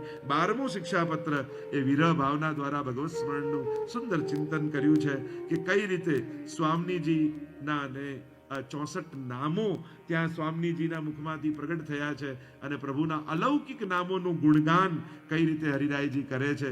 13મા શિક્ષાપત્રમાં સર્વ સ્થળેથી ચિત્તની નિવૃત્તિ કરી અને ભગવાનના ચિત્તનો નિરોધ પ્રભુમાં કરવો એના ઉપાય અહીંયા હરિરાયજી બતાવે છે. કાલહ કરાલહ, કાલ બહુ કરાલ છે, કોઈને છોડે એવો નથી, પણ જે પ્રભુની સન્મુખ અવતાર રાખે છે એ જ કાળના પ્રભાવથી બચી શકે છે એમ શ્રી હરિરાય મહાપ્રભુજી બતાવે છે. શ્રી વલ્લભનો આશ્રય કરવો જોઈએ. આગળ 14મા શિક્ષાપત્રમાં દુસ્સંગથી બચવા માટે અન્ય આશ્રયના ત્યાગના ઉપાય શ્રી હરિરાય મહાપ્રભુજી બતાવ્યા છે, કઈ રીતે દુસ્સંગથી બચી શકાય. આગળ 15મા શિક્ષાપત્રમાં ભગવત સ્મરણ એ વિષય દ્વારા ઉલ્લેખ કર્યો, કઈ રીતે પ્રભુનું સ્મરણ જીવનમાં બન્યું રહે એની સુંદર ચર્ચા અહીંયા હરિરાયજી કરે છે. 16મા શિક્ષાપત્રમાં ચિંતાની નિવૃત્તિ બતાવી. મન છે તો ચિંતા છે, આસક્તિ છે તો ચિંતા છે, સહજ છે. જેને ચિંતા ન થતી હોય એની આપણને ચિંતા થાય, કારણ કોઈ ચિંતા નથી થતી. ચિંતા તો બહુ સહજ છે, પણ એ ચિંતાને કઈ રીતે ચિંતનમાં ફેરવી પોતાનો આત્મોદ્ધાર કરી લેવું એ શ્રી હરિરાય મહાપ્રભુજી આપણને બતાવે છે. અને સુંદર ઉપાયો, એટલા સુંદર ઉપાયો. હરિરાયજીએ કોઈ એવી વાત કરી નથી કે જે આજના સમયમાં સંભવ ન હોય. આ બધા ઉપાયો સંભવ છે આજના સમયમાં, એવા ઉપાયો હરિરાયજી બતાવ્યા છે. અને એટલા માટે આજે પણ સટીક છે આ શિક્ષાપત્ર. 17મા શિક્ષાપત્રમાં વૈષ્ણવી જીવન માટે આવશ્યક ત્યાગ અને અત્યાગની વૃત્તિ બતાવી કે આજના સમયમાં વૈષ્ણવે કઈ વસ્તુ છોડવી ને કઈ વસ્તુ પકડવી એની સુંદર ચર્ચા અહીંયા હરિરાયજી કરે છે. અને એવા સુંદર ઉપાયો હરિરાયજી આપણને બતાવે છે. 18મા શિક્ષાપત્રમાં ઉદર ભરણની ચિંતા છોડી અને સેવા સ્મરણ જીવે કરવા. જે બધાનું પૂરું કરે છે એ તમારું પણ કરશે જ, આ વિશ્વાસ રાખો. ઉદર ભરણની ચિંતા છોડી એટલે મહાપ્રભુજી કહે છે ને કે બધું જ અવ્યાવૃત્તો ભજેત કૃષ્ણમ પૂજ્યા શ્રવણાદિભી.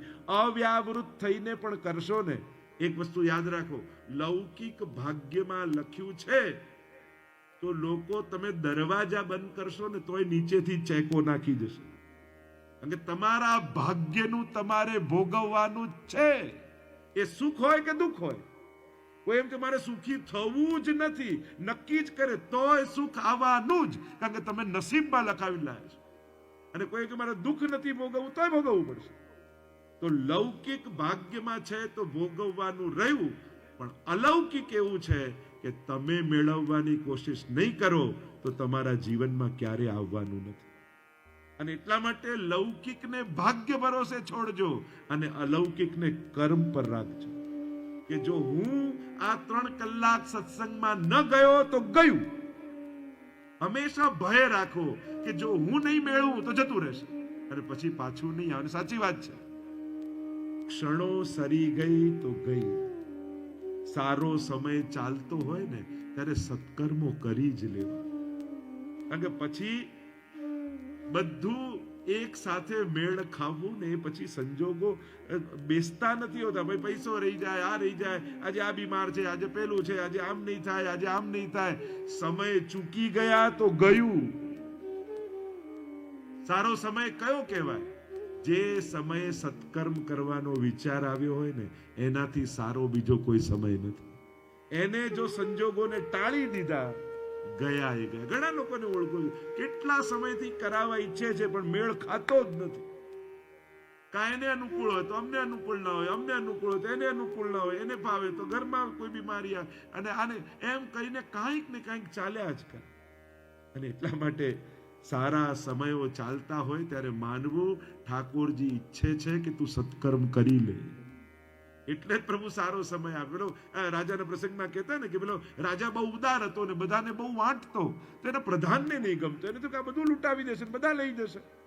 એકવાર બધું આપતો હતો ને તો ટોણ માર્યો પેલા પ્રધાન. એમ કહ્યું, મહારાજ, જો રાજાએ કહ્યું જો બધા કેવા મારી પાસે લેવા માટે આવે છે, એટલે પ્રધાને ટોણ મારીને કહ્યું કે મહારાજ, ગોળ હોય ને ત્યાં માખી આવી જ જાય. અને આ વાત રાજાના મનમાં રહી ગઈ. આખી રાત ફરતી હતી. અડધી રાતના રાજાને વિચાર આવ્યો અને પ્રધાનને બોલાવ્યો કે હમણાં રાજા બોલાવે છે. અડધી રાતના કઈ યુદ્ધ છેડાયું છે એ ખબર નહીં, પણ સભામાં બેઠા છે એકલા અને તમને બોલાવે છે.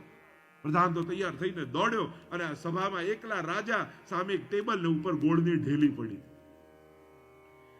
પ્રધાન કહે કે શેના માટે બોલાવ્યો? કે તે કહ્યું તું સવારે કે ગોળ હોય ત્યાં માખી આવી જ જાય. જો ગોળનો ઢેલી પડી છે ને એકે માખી નથી. પ્રધાને કહ્યું કે મહારાજ દિવસ હોય તો માખી આવે ને, રાતના ક્યાંથી આવે? રાજાએ કહ્યું મારા દિવસો ચાલે છે ને એટલા માટે લોકો આવે છે. જો મારા દિવસો ન હોય તો બધોય ઢગલો કરું તો કોઈ લેનારું ન હોય. આ મારો દિવસ ચાલે છે. એમ તમારા દિવસો ચાલતા હોય ને, હું તો મનોરથીઓને કહીશ આ 7 દિવસ તમારા દિવસો હતા અને એટલા માટે તમે લાભ લઈ શકો. જે ઉપસ્થિત રહી શક્યા તમારા દિવસો ચાલતા હતા એટલે તમે લાભ લઈ શક્યા. આ સૌભાગ્ય છે. અહીંયા સુંદર ચર્ચાઓ કરી છે કે ઉદરભરણની ચિંતા છોડી અને ઠાકોરજીની સેવામાં જોડાવવું. આગળ અનેક પ્રકારની સુંદર ચર્ચા 19માં શિક્ષાપત્રમાં હરિરાયજી આજ્ઞા કરે છે કે કલિયુગ સત્પુરુષોની મતિને પણ ભ્રષ્ટ કરી દે છે. આ કાળનો પ્રભાવ એવો છે કે દુષ્ટોને તો બળ આપે પણ સત્પુરુષોની દ્રષ્ટિને પણ શંકાથી ગ્રસિત કરી નાખે છે. એવો જ્યારે કાળ ચાલી રહ્યો છે એવા સમયે 3 ઉપાય સત્સંગ કોનો કરવો? એક, શ્રી મહાપ્રભુજીના વાણી પર જેને દ્રઢ શ્રદ્ધા હોય. બીજું, જે દંભ રહિત હોય. અને ત્રીજું કહ્યું, જેને ઠાકોરજીની સેવા અને કથામાં જેનું ચિત્ત સદાય તત્પર રહેતું હોય એનો સંગ કરશો તો જ આમાંથી બચી શકાય એવું છે. આમ કહી આગળ 20મા શિક્ષાપત્રમાં શરણાગત જીવના કર્તવ્યો બતાવવામાં આવ્યા. 6 પ્રકાર જીવના કર્તવ્યો બતાવ્યા છે હરિરાય મહાપ્રભુજીએ. લૌકિક નિંદાનો ભય ન રાખવો. જેણે ભક્તિ કરવી હોય એને લોકો શું કહેશે, લોકો શું કહેશે, લોકો શું કહેશે આવું ચિંતા કર્યા પછી, અને આવી ચિંતાને કારણે અલૌકિક મૂકી નહીં દેવું.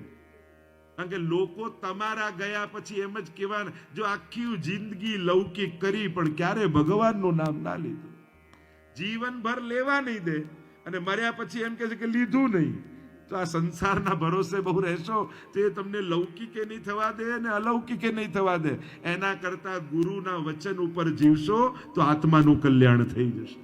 અને એટલે વલ્લભની વાણી પર ભરોસો રાખીને રહો. લોકોની ચિંતા છોડી દો. કારણ કે લોકોનું બહુ સાંભળનારાઓ ભગવાનનું સાંભળવાનું ચૂકી જાય છે અને આત્મકલ્યાણથી વંચિત રહી જન્મ મરણના ચક્કરમાં પડી જતા હોય છે. આગળ કહ્યું, લૌકિક આસક્તિ છોડી ભગવદ આસક્તિ વધારવી. સતત અષ્ટાક્ષરનું સ્મરણ જીવે કરવું જોઈએ. અસમર્પિતનો ત્યાગ કરી ભગવત સેવા કરવી જોઈએ અને ભક્તિ માર્ગીય પ્રકારથી ગુણગાન કરી અવિશ્વાસનો ત્યાગ કરવો જોઈએ. આમ 6 કર્તવ્યો આગળ બતાવ્યા છે. આગળ 21મા શિક્ષાપત્રમાં ચિત્ત પ્રભુમાં એકાગ્ર ન થવાના કારણો અને એના ઉપાયો બતાવ્યા હરિરાયજી. શેના કારણથી આ ચિત્ત ભગવાનમાં જતું નથી? ખબર છે કે આનાથી ઉત્તમ બીજી કોઈ સ્થાન નથી, છતાંય મન ભગવાનમાં કેમ નથી? એના અનેક પ્રકારના કારણો બતાવ્યા. 5 પ્રકારની ચર્ચા કરી છે. કાળ દોષનું પણ કારણ બતાવ્યું. આગળ 22મા શિક્ષાપત્રમાં ભાવનું સ્વરૂપ બતાવ્યું કે આ ભાવનું સ્વરૂપ શું છે. મર્યાદા માર્ગીય પ્રમાણ પ્રમેય સાધન ફળ અને પુષ્ટિ માર્ગીય પ્રમાણ પ્રમેય સાધન ફળની ચર્ચા કરી. 23મા શિક્ષાપત્રમાં ચિંતા નિવૃત્તિના ઉપાય બતાવ્યા કે આ જીવનમાં અનેક પ્રકારની ચિંતાઓ લાગી છે, એની નિવૃત્તિ કઈ રીતે થાય એના સુંદર ઉપાયો બતાવતા ઘણી લાંબી સરસ ચર્ચાઓ કરી છે. 24મા શિક્ષાપત્રમાં ચિંતાનો ત્યાગ કરી ભગવત સેવાદી ભગવત ધર્મો કરવા એના સુંદર ઉપાયો બતાવી અને અનેક પ્રકારની ચર્ચા શ્રી હરિરાયજી કરે છે. 25મા શિક્ષાપત્રમાં શ્રી મહાપ્રભુજીના ચરણ કમળનો દ્રઢ આશ્રય કરવો એવો ઉપદેશ હરિરાયજી આપ્યો છે. કારણ કે શ્રી મહાપ્રભુજીની કૃપા થકી જ પુષ્ટિ માર્ગ ફલિત થવાનો છે. ગમે તેટલી આપણાથી ભગવત સેવા આદિ બધા કાર્યો કર્યા પણ જો વલ્લભમાં શ્રદ્ધા નથી તો પ્રભુ પણ આપણી સેવાનો અંગીકાર કઈ રીતે કરશે? 26મા શિક્ષાપત્રમાં પુષ્ટિ જીવનું કર્તવ્ય બતાવ્યું છે.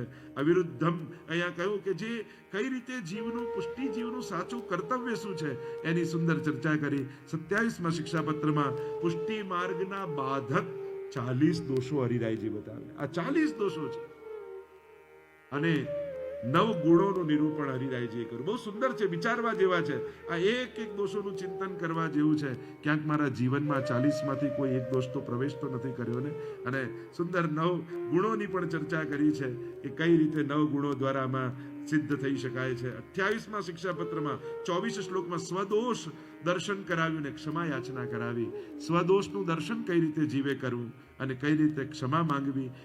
29મા શિક્ષાપત્રમાં ભગવત ધર્મના પાલન માટે બુદ્ધિની દ્રઢતાનું નિરૂપણ હરિરાયજી કરે છે કે આ ભગવત ધર્મનું નિરૂપણ કઈ રીતે, બુદ્ધિનું રક્ષણ કઈ રીતે થાય, આપણે આપણી બુદ્ધિનું આ કલિયુગની રક્ષા કઈ રીતે કરી શકીએ. 5 રસ્તાઓ 5 લક્ષણ હરિરાયજી બતાવે છે. પહેલું, મહાપ્રસાદનું ભક્ષણ કરવું.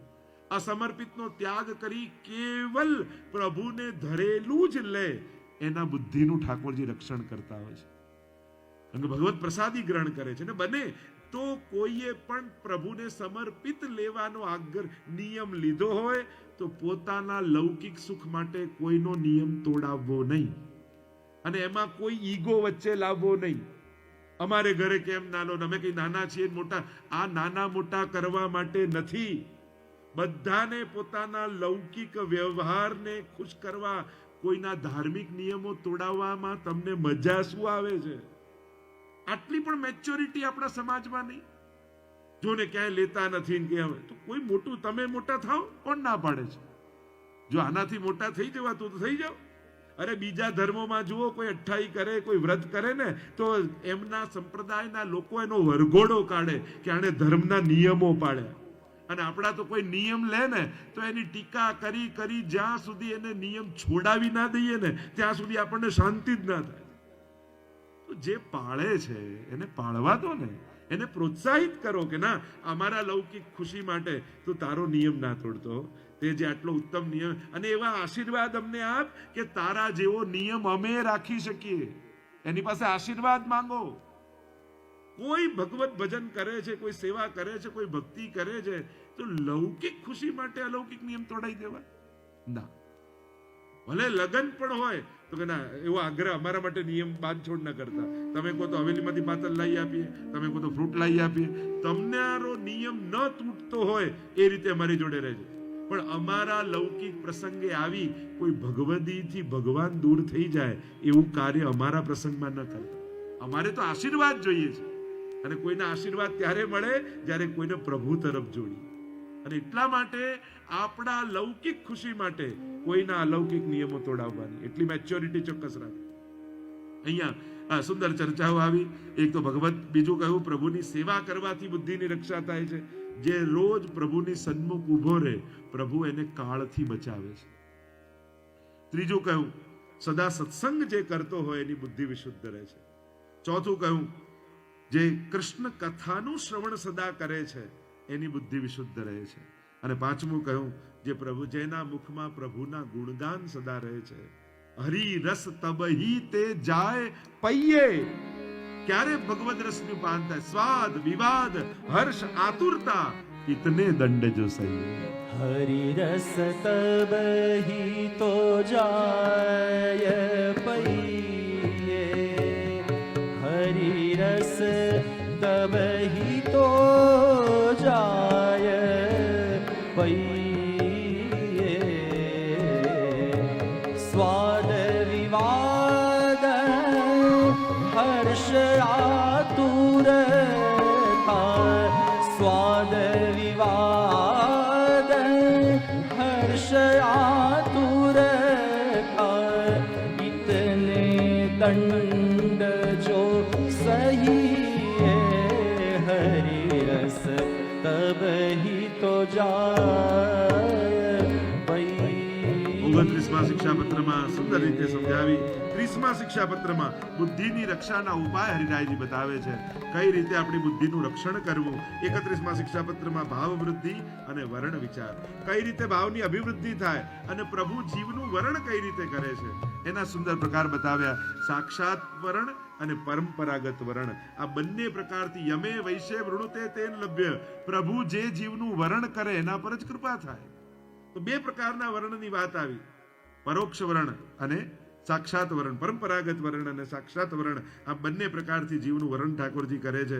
32મા શિક્ષાપત્રમાં પુષ્ટિ જીવના હૃદયમાં રહેલી અશુદ્ધિઓ અને શુદ્ધિનો વિચાર.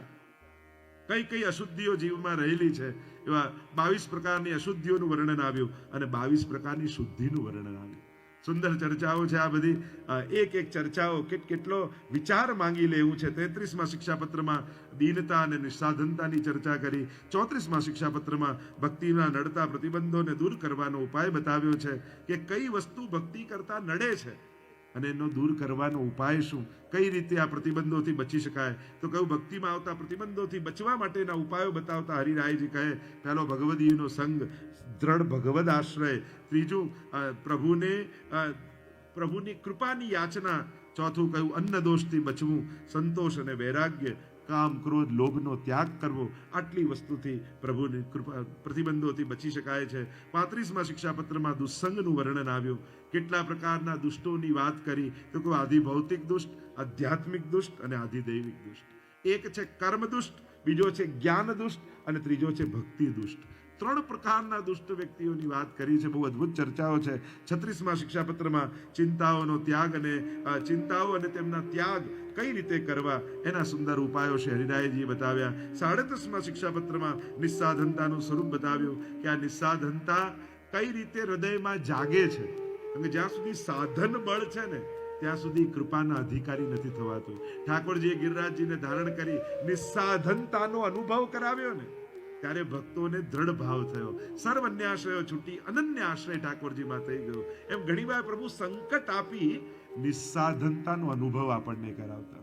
કારણ કે સુખમાં શું થાય એમ લાગે આપણું તો ઘણું મોટું ગ્રુપ ને ઘણા લોકો ઓળખે ને ઘણી ઓળખાણ ને ઘણા કામો બેંકમાં ઘણા પડ્યા છે, આ બધાનું બળ આપણને લાગે. પણ કોરોના થાય ને તો આપણે જ મેસેજ કરવા પડે, કોઈ આવતા નહીં, હું પોઝિટિવ છું. આપણે જ આપણે નિસ્સાધનતા સિદ્ધ કરવી પડે કે આ કોઈ કામ નહીં આવે, તારે તો એકલા જ રહેવું પડશે. આ જ્યારે નિસ્સાધનતાનું ભાન કરાવી ત્યારે ઠાકોરજી અનુભવ કરાવે કે મારા સિવાય યોગ્ય સમયે તારી મદદે કોઈ પહોંચવાનું નથી. તમે માંગો ત્યારે ભગવાન નથી આપતા, તમને ખરેખર જરૂર હોય ને ત્યારે ભગવાન આપે છે. નહીં તો પેલી ચીથરું જોઈને 999 તાર ગણ્યા, ઠાકોરજી બીજા દિવસે દ્રૌપદીને ગિફ્ટ આપી શકત, પણ આપ્યા હોત તો ઇતિહાસના પાનામાં ન લખાયું હોત. પણ દુશાસન જ્યારે ખેંચતો હતો, વડીલોના ચરણોમાં દ્રૌપદી પડે છે, બચાવો સ્ત્રીની લાજ બચાવો ને બધા મુખ ફેરવી લે, ત્યારે મારો દ્વારિકાનો નાથ 999 ચીર લાવીને ભરે ને ત્યારે ઇતિહાસના પાના ઉપર લખાય છે. ભગવાન તમને સામર્થ્ય આપ્યું છે ત્યાં સુધી તમને પ્રયાસ કરવા દે છે, અને તમારા સામર્થ્યની બહાર જ્યારે સંજોગો જવા લાગે ત્યારે બાજી પોતાના હાથમાં લઈ લે છે. આ ઈશ્વરની કૃપા. 3 એટલે કહ્યું ને, બહુ દઈ દીધું ના, ચોથું નથી માંગવું. આ 3 વસ્તુ તો આપી છે, હૈયું મસ્તક હાથ. પણ જ્યારે સામર્થ્યની બહાર જાય ત્યારે ભગવાન પકડી લેતા હોય છે. આ પ્રભુની કૃપા છે. અહીંયા આ રીતે નિસ્સાધનતાનો વિચાર કરવાનું સ્વરૂપ બતાવ્યું. 38મા શિક્ષાપત્રમાં પ્રભુના વિવિધ સ્વરૂપોની વિચાર કર્યો, કેવા વિવિધ પ્રકારના સ્વરૂપો દ્વારા પ્રભુ કૃપા કરે. 39મા શિક્ષાપત્રમાં વૈષ્ણવનું પરમ કર્તવ્ય શું છે એની વાત કરતા હરિરાયજી બહુ સુંદર વાત કરે છે કે દુરારાધ્યસ્ય સેવૈવ વશીકરણ સાધનમ. પ્રભુ સર્વતંત્ર સ્વતંત્ર છે, કોઈને વશ ઠાકોરજી નથી. દુરારાધ્યસ્ય સેવૈવ, પણ એવા દુરારાધ્ય જેને આરાધવા બહુ અઘરા, એને પણ વશીકરણ કરવાનું સાધન શું? તો કહ્યું કૃષ્ણ સેવા પ્રકુર્વંતો ભાગ્યવંતો જનામતા. એની સેવા જ એને વશીકરણ કરવાનો મંત્ર છે. જે સર્વતંત્ર સ્વતંત્ર એવા પ્રભુ કોઈને વશ નહીં. જેમ મોટા શહેરોમાં રહેતા હોય ને આપણે ત્યાં કોઈ કામવાળા આવતા હોય, નવો રહ્યો હોય ત્યારે એને બીક લાગે કે ક્યાંક મને કાઢી ન મૂકે. પણ 5 વર્ષ થઈ જાય એટલે પછી બહેનને ચિંતા થાય, ચલો જલ્દી બધા જમી લો, વાસણ વાળો આવે છે, ચલો બધા નહીં લો, હમણાં કપડા વાળો આવી જશે. બધું ટાઈમ ટેબલ એના પ્રમાણે. એટલે કે માલિક એ છે કે હા આખું ઘર ચાલે એના ટાઈમ ટેબલ પ્રમાણે. એમ જ સર્વતંત્ર સ્વતંત્ર પ્રભુ કોઈને વશ નથી. પણ હરિરાયજી કહે સેવા કરી ઠાકોરજીને તમારી એવી આદત પાડી દો કે એમને બીક લાગે કે ક્યાંક આ સેવા છોડીને જતો ના રહે. આને આ જોઈએ છે અપાવી દો, આને આની ઈચ્છા છે અપાવી દો, આને આટલા વાગે કરવું છે કરવા દો, પણ મારી સેવા છોડીને જતો રહેશે તો કરશે કોણ? આના વગર મને ગમશે કેમ? એમ સેવા દ્વારા વશીકરણ સાધનમ. પ્રભુને અને વશીકરણ પ્રભુને કેવા વશ કરી દે? બપોરના સમયે પણ લાલન જાગો હો ભયો ભોર. ઠાકોરજી કે સુરત ધાબે છે અને હો ભયો ભોર, પણ વશીકરણ સાધનમ. વશ થઈ ગયા. તમે સવારે જગાઓ ત્યારે જ એમની સવાર પડે. એટલે પુષ્ટિ માર્ગમાં તો બપોરે પણ મંગળા થાય. બપોરે મંગળા થાય. હા, તમે સવારે રાત નથી પાડી દેતા? સવારે તો પોડાવી દો છો તમે બધા. અને રુચિ સખીયન સેજ બનાવીને રંગ. તો જો સવારે રાત કરી શકો તો રાતના સવાર ન પડી શકે? જેને કરવું જ છે વશીકરણ સાધનમ, પ્રભુ તો વશ થઈ જાય. તમે મિશ્રી ધરીને પણ છાકનો જ્યારે રાજભોગના કીર્તન ગાઓ, આ ધર્યું છે, આ ધર્યું છે, આ ધર્યું છે, તો એક એક મિશ્રીમાં ઠાકોરજીને એ સામગ્રી દેખાય. જેમ કોઈ વશ કરી દીધો જાદુગરે, અને વશ કરી દો ભાઈ કે તો હમણાં રેગિસ્તાનમાં છું, તને ગરમી લાગે છે, ગરમી લાગવા મળે. એ મરચું પણ તમે ઘણી વાર ખેલ જોયા હશે, પેલું વશ કરીને મરચું ખવડાવે ને કે તું મીઠાઈ ખાઈ રહ્યો છે, કેવું ગળ્યું લાગે, તો મરચું મીઠું લાગવા મળે. આ વશ કર્યું કહેવાય. એમ જ વૈષ્ણવોને ત્યાં ઠાકોરજીને વશ કરીને મહાપ્રભુજી પધરાવ્યા છે. એટલે જે તમે દેખાડો છો એ જ ઠાકોરજીને દેખાય છે. તમે જે હારો ગાઓનો ભાવ કરો છો એવો જ સ્વાદ ઠાકોરજીને આવે છે. અને એ સુંદર વાત 39મા શિક્ષાપત્રમાં કરી. 40મા શિક્ષાપત્રમાં શ્રી હરિરાય મહાપ્રભુજી સ્વદોષ ચિંતન અને અંતઃતાપ ક્લેશનું નિરૂપણ કરે છે કે કઈ રીતે 21 પ્રકારના દોષોનું ચિંતન અહીંયા કર્યું છે. 21 દોષો જીવે ચિંતન કરવા જોઈએ. આગળ 41મા શિક્ષાપત્રમાં સિદ્ધાંતોના સારરૂપ શિખામણ શિક્ષા શ્રી હરિરાય મહાપ્રભુજી આપતા કહે છે, તસ્માદ આચાર્ય દાસસ્તુ હરિદક્ષાયમ સદા સ્થિતૈ, કે જ્યારે તમે વલ્લભના દાસ થયા છો, વલ્લભના શરણમાં આવ્યા છો, સેવ્ય પ્રભુસ્તતો, ઠાકોરજીની સેવા કરજો, મહાપ્રભુજીની આજ્ઞાને પાળજો. અને આ જે બધું જ છે એ ઠાકોરજીનું આપેલું છે, એ સઘળું તમારું કરશે. પ્રભુ જ સઘળું કરનારા છે. આપણી ઈચ્છા, આપણા પ્રયાસોથી કાંઈ થવાનું નથી. જે થશે ભગવદ ઈચ્છાથી થશે. અને આ સઘળું ફળ શ્રી મહાપ્રભુજીના ચરણારવિંદના આશ્રય કરવા માટેથી સિદ્ધ થવાનું છે. એવો ભરોસો શ્રી હરિરાયજી શિક્ષાપત્રમાં આપે છે. અને એક એક પત્રને વાંચતા હરિરાયજી છેલ્લે શુદ્ધ ભાવ પ્રભુ સ્થાપ્યો, ન ચાતુર્યમ પ્રયોજકમ અંતર્યામી સમસ્તાનામ ભાવમ જાનતિ માનસમ. 41મા શિક્ષાપત્રમાં હરિરાયજી આજ્ઞા કરે છે, પ્રભુએ શુદ્ધ ભાવ તમારા હૃદયમાં સ્થાપ્યો છે. ચતુરાઈ કરી એને મલિન કરવાનો પ્રયાસ ન કરો. શુદ્ધતા, પવિત્રતા રૂપ ભાવ, નિર્દોષ ભાવ તમારામાં આપ્યો છે. જો વૈષ્ણવ ચતુર ભલે હોય પણ ચાલાકી નહીં કરે. સંસારમાં આપણે મૂર્ખ નથી. જો વૈષ્ણવ કોઈ મૂર્ખ ના હોય, નિર્દોષ હોય, પણ ચતુર ચિંતામણી, ચતુર હોય, પણ કપટ ન હોય એના મનમાં, કાપટ્ય નહીં કરે. ચતુરાઈ કોને કહેવાય? કે સંસારમાંથી પણ રસ્તો કાઢીને ભગવાન મેળવી લેવા. વૈષ્ણવની તો એ જ ચતુરાઈ છે. એટલે પ્રભુ ઘણીવાર પરીક્ષા કરે, તું ના ફસાય, જોજે હું તને ફસાવું, તને ઘર આપું, ધન આપું, આ આપું. પ્રભુ કે ઘરમાં જ તને પધરાવી લઈશ. ધન આપશો તો એનાથી જ મનોરથો કરીશ. લૌકિક આપશો તો એને પણ સ્વજનોને વૈષ્ણવ બનાવી લઈશ. આ વૈષ્ણવની ચતુરાઈ શું? ભગવાને આપેલા સુખને આનંદમાં ફેરવતા જેને આવડતું હોય એ જ વૈષ્ણવ છે. ભગવાને આપેલા લૌકિકને પ્રભુની પ્રસન્નતાનું કારણ બનાવતા જેને આવડતું હોય એ જ ચતુર વૈષ્ણવ છે. વૈષ્ણવ કોઈ વસ્તુ કે વ્યક્તિ ઉપર લૌકિકતા અને અલૌકિકતાના સિક્કા મારેલા નથી હોતા. તમે એનો ઉપયોગ ક્યાં કરો છો એનાથી નક્કી થાય છે કે આ લૌકિક છે કે અલૌકિક. લૌકિક છે ને એ 3 પાયાની ખુરશી છે. લૌકિક. હવે એક પાયો ના હોય ને 3 પાયા તો કેવું ડગમગ્યા કરે, કટ કટ કટ કટ ડગમગ્યા જ, સ્થિર રહે જ નહીં. આપણા બધાનું લૌકિક એવું જ છે ને, ડગ્યા કરે, ડગ્યા કરે, ડગ્યા કરે. આને સુધારો તો આ બગડે ને આ બગાડો તો આ સુધરે, ડગતું જ હોય. પણ આમાં એક પાયો જોડી દો અનો, તો એ અલૌકિકતાની સ્થિરતા તમારા જીવનમાં આવી જાય. બસ શિક્ષાપત્રનો આ જ સાર છે. લૌકિકતાથી શરૂ થયેલી યાત્રા અલૌકિકતામાં જઈને સ્થિર થઈ જાય, એ જ શિક્ષાપત્રનું ફળ છે. ચિંતાથી શરૂ થયેલી યાત્રા ચિંતનમાં જઈને વિરામ પામી જાય, એ જ શિક્ષાપત્ર છે. મોહથી શરૂ થયેલી યાત્રા મોહનમાં જઈને શાંત થઈ જાય, એ જ શિક્ષાપત્ર છે. ઉદ્વેગથી શરૂ થયેલી યાત્રા ઉત્સવમાં ફેરવાઈ જાય, એ જ શિક્ષાપત્ર છે. ઉદ્વેગથી શરૂ થઈ યાત્રા અને જીવનને ઉત્સવ બનાવી દે જે ઉપદેશો, એ જ શિક્ષાપત્ર છે. તો આ હરિરાયજીના દિવ્ય ઉપદેશો જ્યારે આપણા જીવનમાં ઉતરે છે, જો એક દિવસમાં 2.5 કલાકમાં મેં તમને 41 શિક્ષાપત્રો સંભળાવી દીધા. એક દિવસમાં ભાગવતજી થઈ શકે 18,000 શ્લોક, તો પછી શિક્ષાપત્ર તો થઈ જ શકે. તો મૂળ વાત એ છે, આજે વિરામનો દિવસ છે, પૂજ્ય પિતૃચરણના વચનામૃતનો આનંદ આપણે લેવાનો છે. સકળ મનોરથીઓને આશીર્વાદ પણ આજે પૂજ્ય પિતૃચરણના હસ્તથી પાઠવવાના છે. કારણ કે જેમના થકી આવો સુંદર સત્સંગનો લાભ આપણને જેમના મનોરથ થકી મળે છે, એ મનોરથીઓને પણ તાળીઓથી આપણે વધાવીએ.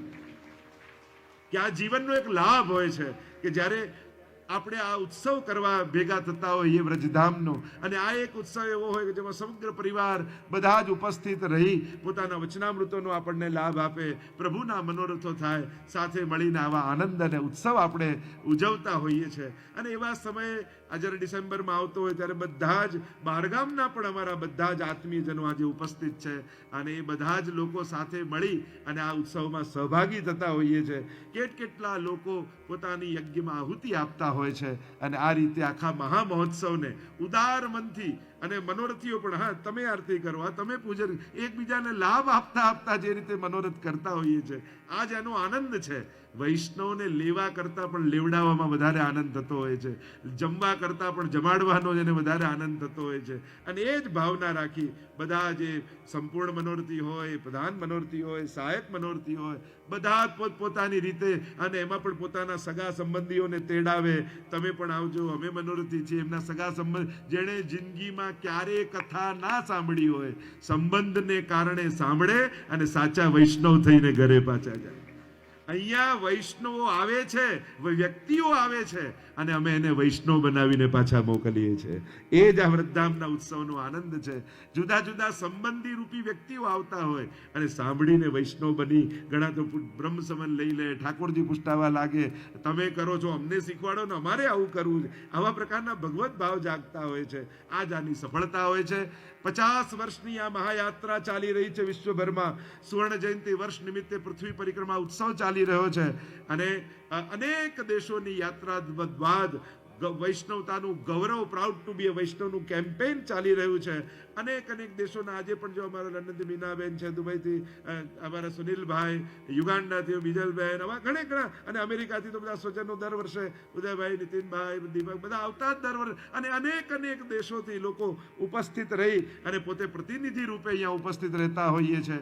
એવા જુદા જુદા દેશોથી આવેલા દરેક વૈષ્ણવનું પણ અહીંયા અભિવાદન અને સ્વાગત થતું હોય છે. તો 50 દેશોની યાત્રા, પુષ્ટિ ધ્વજ લઈને પરિક્રમા, અને એના થકી એક વિશિષ્ટ આયોજન કે પુષ્ટિ માર્ગના ઇતિહાસમાં પહેલીવાર વલ્લભાચાર્ય ઇન્ટરનેશનલ ગર્લ્સ સ્કૂલનું નિર્માણ જ્યારે અમદાવાદ ખાતે થવા જઈ રહ્યું છે. આપણા બધા માટે ગૌરવનો વિષય, જે પૂર્વમાં કહ્યું હતું, અને એની પત્રિકા પણ તમને પ્રાપ્ત થશે. પણ દરેક વ્યક્તિ સંકલ્પ કરે કે એક આહુતિ કન્યાઓને ભણાવવા માટેની અમારા પરિવાર થકી પણ અમે આપીશું. તે પરિવારના સદસ્યો, મંડળના સદસ્યો, કુટુંબના સદસ્યો ભેગા થઈને પણ એની આહુતિ સાથે જોડાશો, એક ઈંટ ત્યાં મૂકશો, તો એક સુંદર કાર્ય, આપણા મહાપ્રભુજીનું ગૌરવ વધે એવું કાર્ય આપણે જ્યારે કરવા જઈ રહ્યા છીએ, તો આપણો બધાનો સહયોગ એમાં. અને હોય છે, જ્યારે કંઈ પણ કરીએ તો આપ લોકો જોડાતા જ હો છો.